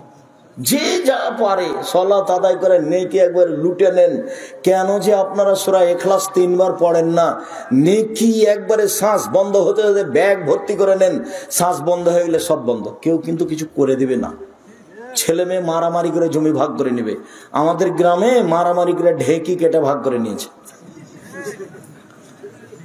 বাপ মারে গেছে, তার না কেটে ভাগ করে নিলে কি হবে? খড়ি ছাড়া কিছু হবে। ভাই ভাই ঠাই ঠাই, ভাই মানে ভিন্ন। এটা হলো সবচেয়ে নিকট আত্মীয়। পৃথিবীতে এর চেয়ে নিকট আত্মীয় নেই। এটা টিকবে না, কেটে যাবে একটু পরে, খুব কঠিন টিকা। বউ রাতে বলবে তোমার মা তো তোমার বড় ভাইয়ের ছেলেকে ভালোবাসে, ঢং করে খালি সারাদিন কাজ করো, তুমি ছেলে মেয়েকে দেখো না। তাই নাকি? সকালে দেখছে যে ওই বাড়িতে আর তার মার চেয়ে খারাপ কেউ নেই। ওই বাড়িতে সবচেয়ে খারাপ মানুষ কেটা? ওর মা। ওটাই ও দেখছে। আর ওর মা ওর বড় ভাইয়ের ছেলেকে খেতে দেয় বেশি, এটাও ঠিক। বড় ভাইয়েরকে দেয় না, বোনের ছেলেকে দেয়, বোনের। আরে টাকা দিয়ে এসছি 2000 আমার মার হাতে, পরে শুনে আর মা বড় বোনের ছেলেকে দিয়ে দিয়েছে। এটাই সারা জীবন এইভাবেই চলছে। এইভাবে মাকে মেনে নিতে হবে, এইটাই ঠিক। এইভাবে বাপকে মেনে নিতে হবে, এইটাই ঠিক। মাটির উপরে সবচেয়ে খারাপ মানুষ বাপ, এটা মনে হবে। যা বলে উল্টা বলে, যা বলে একেবারে উল্টা বলছে। মাটির উপরে সবচেয়ে খারাপ মানুষ মা, এই কথাই ঠিক। যা বলছে সবচেয়ে উল্টা বলছে, একটাও ঠিক না, এই কথাই ঠিক। মাটির উপরে সবচেয়ে দামি মানুষ মা, মাটির উপরে সবচেয়ে দামি মানুষ বাপ। অতএব সব কিছু পানিতে ফেলে দিয়ে, রাগ মাটিতে মিটিয়ে দিয়ে, বউয়ের সাথে কথা না বলে এড়িয়ে চলে বাপ মাকে জীবন বাজি রেখে ভালোবাসতে হবে, এ কথাই ঠিক। মায়ের পায়ের নিচে জান্নাত, এ কথাই ঠিক। মায়ের পায়ের নিচে জান্নাত, এ কথাই ঠিক। আমি যখন বিদেশে যাই তখন বক্তব্যে এক পর্যায়ে বলি, বলেও যেন বইয়ের নামে অ্যাকাউন্ট খোলো না। বোকা মানুষ, মায়ের সাথে গন্ডগোল, সেই জন্য বাপের নামে অ্যাকাউন্ট খুলেনি, বইয়ের নামে অ্যাকাউন্ট খুলেছে। 3 বছর যা টাকা পয়সা দিয়েছিল সবই নিয়েছে, লুটে সব শালিরের ছেলে করে খেয়েছে। আসার সময় যখন হয়ে গেছে তখন টাকা পয়সা নিয়ে বাড়িতে পালিয়ে গেছে আর একজনের সাথে। তখন এর মাও কাঁদে, এর বাপও কাঁদে, এও কাঁদে। এলা আমার চোখের সামনের ঘটনা, হাজারো ঘটনা, রাত দিনের ঘটনা। জীবনে ভুলেও কোনোদিন একটা কাজ করবেন না, স্ত্রীর নামে অ্যাকাউন্ট খুলবেন না। আমার মা বলতেন, নারী 3 জানের বড়ি, স্ত্রী 3 জানের বড়ি। মানে স্ত্রী ভালো বটে, স্ত্রী বিপদও বটে। খুব সাবধান। আমার মা ওই যখন বলতেন যে কারোর সাথে দোস্তালি করিও না, তখন ওই দোস্তালির সাথে একটা কাহিনী শোনাতেন। সেটা বইয়ের কারণে লোকটা ফেঁসে গেল, এই কথাটা শোনাতেন আমার মা। সম্মানিত দিনী ভাই বোন, বলছিলাম এবার সিজদে থেকে উঠে আসেন, বলেন আল্লাহুম্মা গফিরলি ওয়ারহামনি ওয়াহদিনি ওয়াফিনি ওয়ারযুকনি। আল্লাহ তুমি আমাকে রুজি দাও, খেতে দাও, আমাকে ক্ষমা করো। এরপর আবার সিজদা করেন, এ হলো 1 রেকাত। আবার পড়েন, এ হলো 2 রেকাত। এবার আপনি আত্তাহিয়াতের বৈঠকে বসলে বাম পায়ের পাতার উপরে বসবেন, ডান পা খাড়া করে রাখবেন কেবলামুখী করে। যদি সালামের বৈঠক হয় তাহলে বাম পা ডান দিকে বের করে দিবেন, পিছন নিতম্ব মাটির উপরে রাখবেন, বাম হাত হাঁটুর উপর রাখবেন, ডান হাতের এই কোনোই কুড়ে আঙ্গুল এবং তার পরেরটা আগে চাপ দিবেন। চাপ দেন তো দেখি। তৃতীয় আঙ্গুলের নখটার উপরে বৃদ্ধ আঙ্গুলের পেটটা রাখেন তো। উপস্থিত বৈঠকের মুসলিম বোন, এই খালেদা, খালেদা তুমি দাও, রাখো, এভাবে দেখো। 2টা আঙ্গুল চাপ দেন তো, কুড়ে আঙ্গুল এবং তার পরেরটা।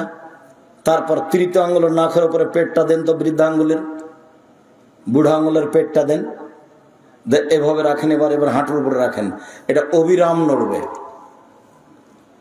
একবার নয়। একবার নড়ানোর পৃথিবীতে কোনো হাদিস নাই। অবিরাম নড়বে, যতবার নড়বে ততবার শয়তানকে আঘাত করা হবে। আত্তাহিয়াতু লিল্লাহি ওয়াস সালাওয়াতু ওয়াত তাইয়্যিবাতু, সব ইবাদত আল্লাহর জন্য। আসসালামু আলাইকা আইয়ুহান নবী, নবী আপনার উপরে শান্তি অবতীর্ণ হোক। আসসালামু আলাইনা, শান্তি আমাদের উপরে হোক। ওয়া আলা ইবাদিল্লাহিস সালিহিন, সকল ভালো মানুষের উপরে শান্তি অবতীর্ণ হোক। আশহাদু আল্লা ইলাহা ইল্লাল্লাহ, আমি সাক্ষ্য দিচ্ছি আল্লাহ ছাড়া কোনো মাবুদ নেই। ওয়া আশহাদু আন্না মুহাম্মাদান আবদুহু ওয়া রাসূলুহু, আমি সাক্ষ্য দিচ্ছি মুহাম্মদ তার রাসূল এবং তার বান্দা। আল্লাহুম্মা সাল্লি আলা মুহাম্মাদ ওয়া আলা আলি মুহাম্মাদ কামা সাল্লাইতা আলা ইব্রাহিম ওয়া আলা আলি ইব্রাহিম ইন্নাকা হামিদুম মাজিদ। আল্লাহ তুমি মুহাম্মদ সাল্লাল্লাহু আলাইহি সাল্লাম এবং তার বংশধরের প্রতি শান্তি অবতীর্ণ করো, যেমন ভাবে ইব্রাহিম আলাইহিস সালাম ও তার বংশধরের প্রতি শান্তি অবতীর্ণ করেছ। তুমি প্রশংসনীয়, তুমি জ্ঞানী। আল্লাহুম্মা বারিক আলা মুহাম্মাদ ওয়া আলা আলি মুহাম্মাদ কামা বারাকতা আলা ইব্রাহিম ওয়া আলা আলি ইব্রাহিম ইন্নাকা হামিদুম মাজিদ। আল্লাহ তুমি মুহাম্মদ সাল্লাল্লাহু আলাইহি সাল্লাম ও তার বংশধরের প্রতি বরকত নাজিল করো, যেমন ভাবে ইব্রাহিম আলাইহিস সালাম ও তার বংশধরের প্রতি বরকত নাজিল করেছ। তুমি প্রশংসনীয়, তুমি জ্ঞানী। আল্লাহুম্মা ইন্নী যালামতু নাফসি যুলমান কাসীরা, আল্লাহ জীবনে খুব পাপ করেছি, নিজের প্রতি জুলুম করেছি। ফাগফিরলি মাগফিরাতাম মিন ইনদিকা ওয়া রাহমনি ইন্নাকা আনতাল গফুর, তুমি আমাকে ক্ষমা করো। ক্ষমা একমাত্র তোমার পক্ষ থেকে হয়ে থাকে। তুমি ক্ষমাশীল, তুমি দয়াশীল, তুমি ক্ষমা করো, তুমি দয়া করো। আল্লাহুম্মা ইন্নী আউযু বিকা মিন আযাবি জাহান্নাম, আল্লাহ তোমার কাছে জাহান্নামের শাস্তির দিকে বাঁচতে চাচ্ছি। ওয়া আউযু বিকা মিন আযাবিল কবর, তোমার কাছে কবরের শাস্তি থেকে বাঁচতে চাচ্ছি। ওয়া আউযু বিকা মিন ফিতনাতিল মাসীহিদ দাজ্জাল, তোমার কাছে বাঁচতে চাই দাজ্জালের ফিতনা হতে। ওয়া আউযু বিকা মিন ফিতনাতিল মাহইয়া ওয়াল মামাত, তোমার কাছে বাঁচতে চাই ইহকালের ফিতনা, তোমার কাছে বাঁচতে চাই পরকালের ফিতনা হতে। আল্লাহুম্মা ইন্নী আউযু বিকা মিনাল বা'সা ওয়াল মাগরাম, আমি তোমার কাছে বাঁচতে চাচ্ছি বড় পাপ হতে, তোমার কাছে বাঁচতে চাচ্ছি ঋণ কর্জ হতে। বলেন তো এরপরে কি বলতে হবে? রব্বির হামহুমা কামা রাব্বায়ানি সাগীরা, অন্তত 3 বার। এর সাথে আরেকটা লাগিয়ে দিলাম আজকে, রব্বানা আতিনা ফিদ দুনিয়া হাসানাতাও ওয়া ফিল আখিরাতি হাসানাতাও ওয়া কিনা আযাবান নার। আসসালামু আলাইকুম ওয়া রাহমাতুল্লাহ, আসসালামু আলাইকুম ওয়া রাহমাতুল্লাহ। এ দেখেন আল্লাহকে ডাকা, এখন যা হবে তা জিকির। আল্লাহু আকবার, আস্তাগফিরুল্লাহ, আস্তাগফিরুল্লাহ, আস্তাগফিরুল্লাহ। আল্লাহুম্মা আনতাস সালামু ওয়া মিনকাস সালাম তাবারাকতা ইয়া যাল জালালি ওয়াল ইকরাম। আরো জিকির, বিশেষভাবে আয়াতুল কুরসি। কেউ যদি ফরজ সালাতের পরে পড়ে তাহলে জান্নাতে চলেই গেছে, ঢোকেনি কেন? মরে নিয়ে যান। সুবহানাল্লাহ, আলহামদুলিল্লাহ, আল্লাহু আকবার। 33, 33, 34 এইভাবে তাসবিহ পাঠ করেন। সম্মানিত দিনী ভাই বোন, আমি আলোচনার শেষে এসে আবারও বলছি, আমি চাঁপাইনবাবগঞ্জের মানুষকে নিজে চাঁপাইনবাবগঞ্জের হওয়াই অন্তর থেকে অনেক ভালোবাসি। মর্মে আমি চাই যে আমার সাথে আপনাদের একটা সম্পর্ক থাক। আমি কোরআন হাদিসের ব্যাপারে আপনাকে সঠিক পরামর্শ দিতে পারবো ইনশাআল্লাহ। বিশেষভাবে আমি আমার দ্বীনী বন্ধুদেরকে বলতে চাই, আপনারা আমাদের সাথে যোগাযোগ রেখে দিন প্রচারের চেষ্টা করেন, আপনারা ভালো পথ পাবেন ইনশাআল্লাহ। শেষে এসে বলছি যে আমি মুখে কলমে মিডিয়ে কোনোদিন ফাঁকি দিইনি। মর্মে আজকে কলমগুলি আপনাকে সংগ্রহ করার জন্য অনুরোধ জানাচ্ছি। আপনাদের খুব কাছের ছেলে আব্দুল্লাহ, খুব ভালোবাসেন।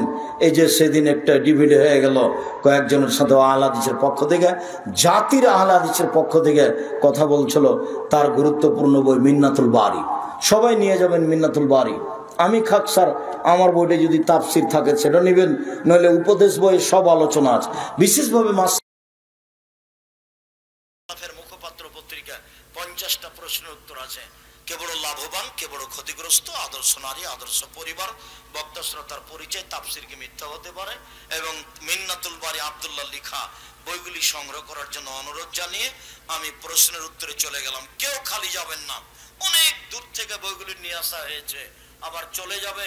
অতএব টাকা বড় কথা নাই, কারো কাছে টাকা না থাকলে 30 টাকা কারো কাছে নিয়ে একটা পত্রিকা নিয়ে যাবেন, মাসিক আল ইত্তিসাম পত্রিকা। কিছুই না পারলে একটা পত্রিকা হাতে নিয়ে যাবেন, না পারার কি আছে, সবাই নিয়ে যাবেন। আমি আপনাদের কয়েকটা প্রশ্নের উত্তর দিই। এক গ্লাস পানি রেডি করো তো। আল্লাহর রাসূল একজন সাহাবীকে খেজুর গাছে উঠে সূর্য দেখতে বললেন, সে দেখতে পেয়েছিল, সে ইফতার করেনি। না না, তুমি ভুল বুঝেছো।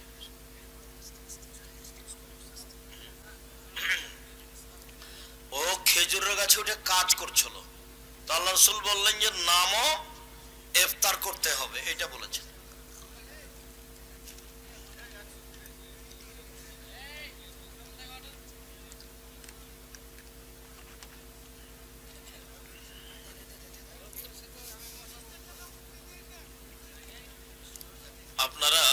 স্টেজে আসেন না, সামনে আসেন আর আমার হাতের ডান দিক থেকে সবাই বইগুলি নিয়ে যাবেন, কেউ খালি যাবেন না। টাকা না থাকলে কারো কাছ থেকে 30 টাকা নিয়ে একটা পত্রিকা হাতে করে যাবেন। আমি তো সব জায়গায় বক্তব্য দিতে যেতে পারি না, দেখেন এখানে বক্তব্য, আশেপাশে কত বক্তব্য। এখন এরকম পর্যায়ে আমি যেতে পারলাম না, কিন্তু ওই পত্রিকা যাবে, বই যাবে, ও কি করবে? পুড়িয়ে দিবে না ছিঁড়ে দিবে, আবার নিয়ে যে দিবেন। আসসালামু আলাইকুম প্রিয় শায়েখ, আমার জানার বিষয়, আমার বয়স 20 বছর, এরও বেশি। আমি আগে ভালোভাবে সালাত এবং সিয়াম পালন করিনি, এখন করো, আল্লাহ মাফ করে দিবে আগের গুলো ইনশাআল্লাহ। জেনে অথবা না জেনে শিরক পাপ হলে করণীয় কি? এখন তওবা করো, ক্ষমা হয়ে যাবে। মৃত ব্যক্তির উদ্দেশ্যে ইফতারির ব্যবস্থা করা বিদআত, হারাম। চাকরির বাদ হয়ে যাওয়ার ভয়ে যে সকল ইমামগণ বিদআত করে তাদের রুজি হারাম, রুজি অন্য জায়গাতে করতে হবে, এখানে নয়। ধরুন আমার বিয়ের মোহর হচ্ছে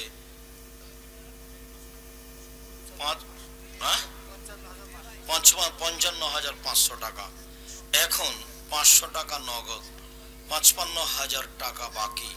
এইভাবে বাকি মোহর দিয়ে বিবাহ হবে, তবে দিতেই হবে।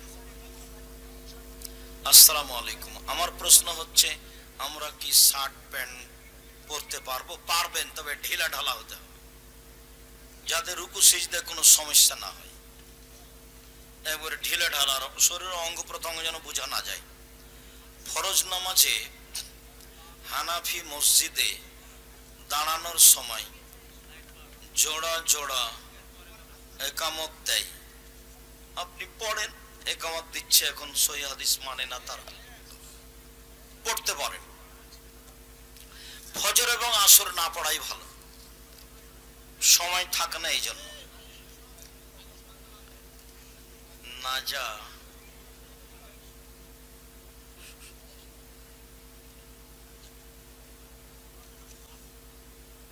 সাম্প্রতিক সময়ে ঢাকা শহরে এক ছেলে সমকামিতার বৈধতা চেয়ে আন্দোলন করেছে। সমকামিতা জেনার চেয়ে অনেক খারাপ। জেনাতে 100 লাঠি, হত্যা করা, আর সমকামিতা মানে ওকে নিচের মাটি উপরে করে দেওয়া আর উপরের মাটি নিচে করে দেওয়া, ওটা অনেক খারাপ, ওকে সমূলেই হত্যা করতে বলা হয়েছে। আসসালামু আলাইকুম ওস্তাজি, আমরা মিডিয়ায় কাজ করি। গতকাল রাতে সিরাজগঞ্জ থেকে আপনার প্রোগ্রাম করে ফেরার পথে কঠিন সড়ক দুর্ঘটনায় মুখে পড়েছিলাম। আল্লাহর রহমতে কোনো ক্ষতি হয়নি। আপনার কাছে দোয়া চাই, আল্লাহ তোমাদের হেফাজত করুন। তোমরা অবশ্য দিন প্রচারে অনেক বড় মাধ্যম, তবে মানুষের অপ্রয়োজনীয় কথা যেখানে সেখানে প্রচার করো না। বিশেষ করে আমার কথা মিডিয়ায় দেওয়ার সময় খুব সাবধানে দিও, কেননা আমার বিরোধিতা করাই অনেক মানুষের প্রয়োজন। তোমার কথাকে উল্টাভাবে কেটেছে জাতির সামনে পেশ করছে। ইদানিং যে পরিমাণে হজের খরচ বৃদ্ধি পেয়েছে, এটা কি কিয়ামতের লক্ষণ হতে পারে? জনৈক ব্যক্তি বলেছেন আহলে হাদিসের 2.5 কোটি মানুষ নাকি আওয়ামী লীগ। না, কথা ঠিক নয়, যে আব্দুল্লাহ বলেছে। তো ডিবেটে শোনোনি তোমরা, আব্দুল্লাহ বললো না? তোমাদের তো অংশগ্রহণ করা উচিত।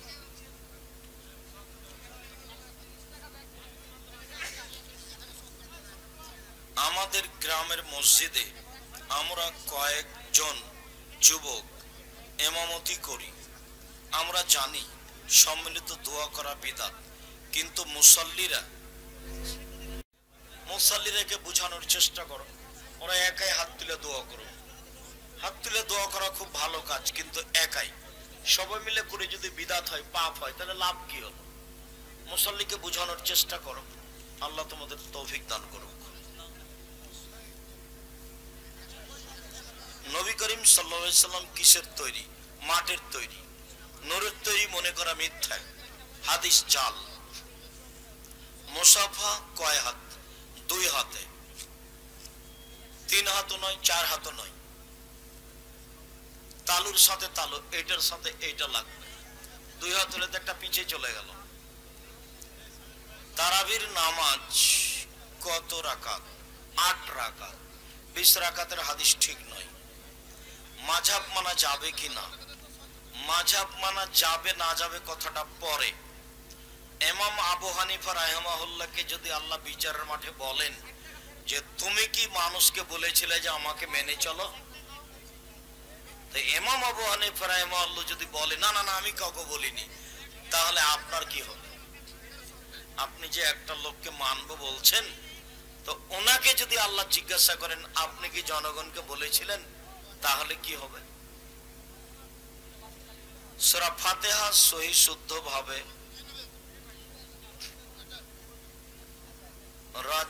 আব্দুর রাজ্জাক বিন ইউসুফ আপনি একটি ওয়াজে বলেছেন কালিমার মধ্যে নাকি শিরক আছে।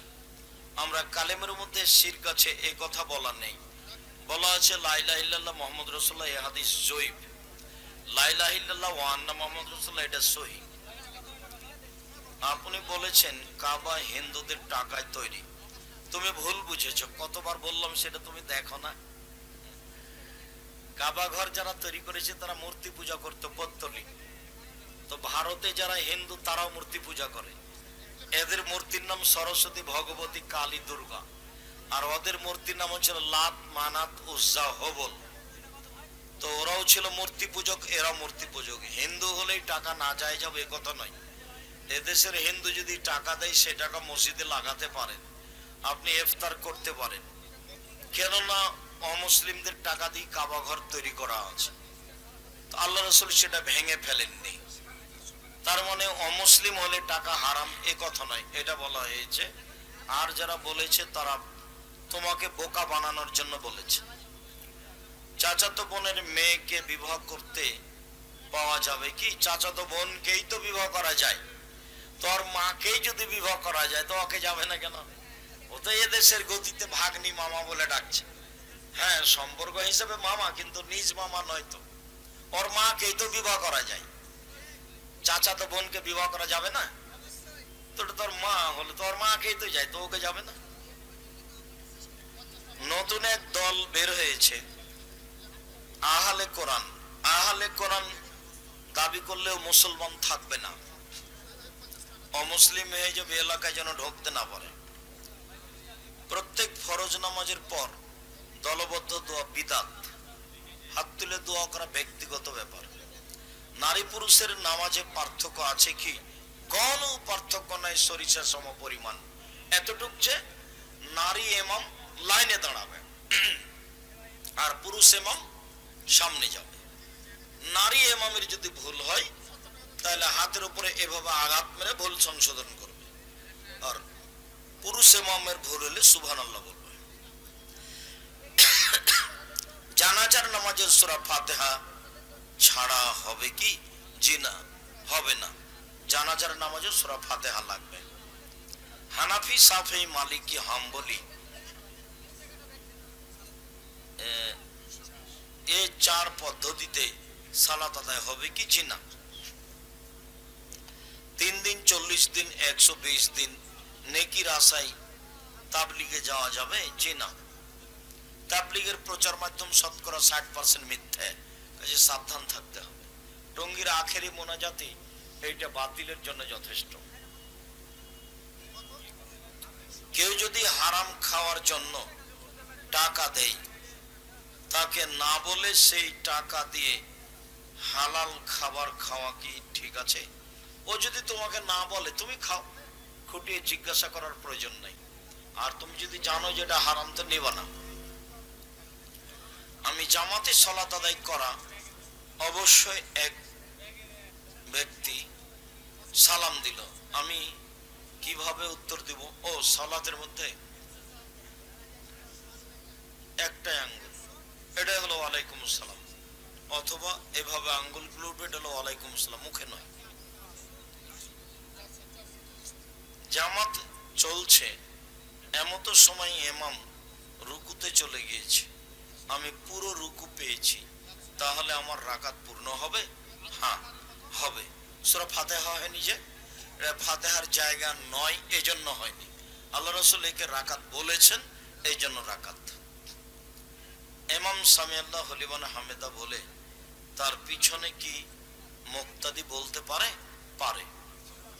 তবে মুক্তাদি রব্বানা লাকাল হামদু বলে, এটা ঠিক।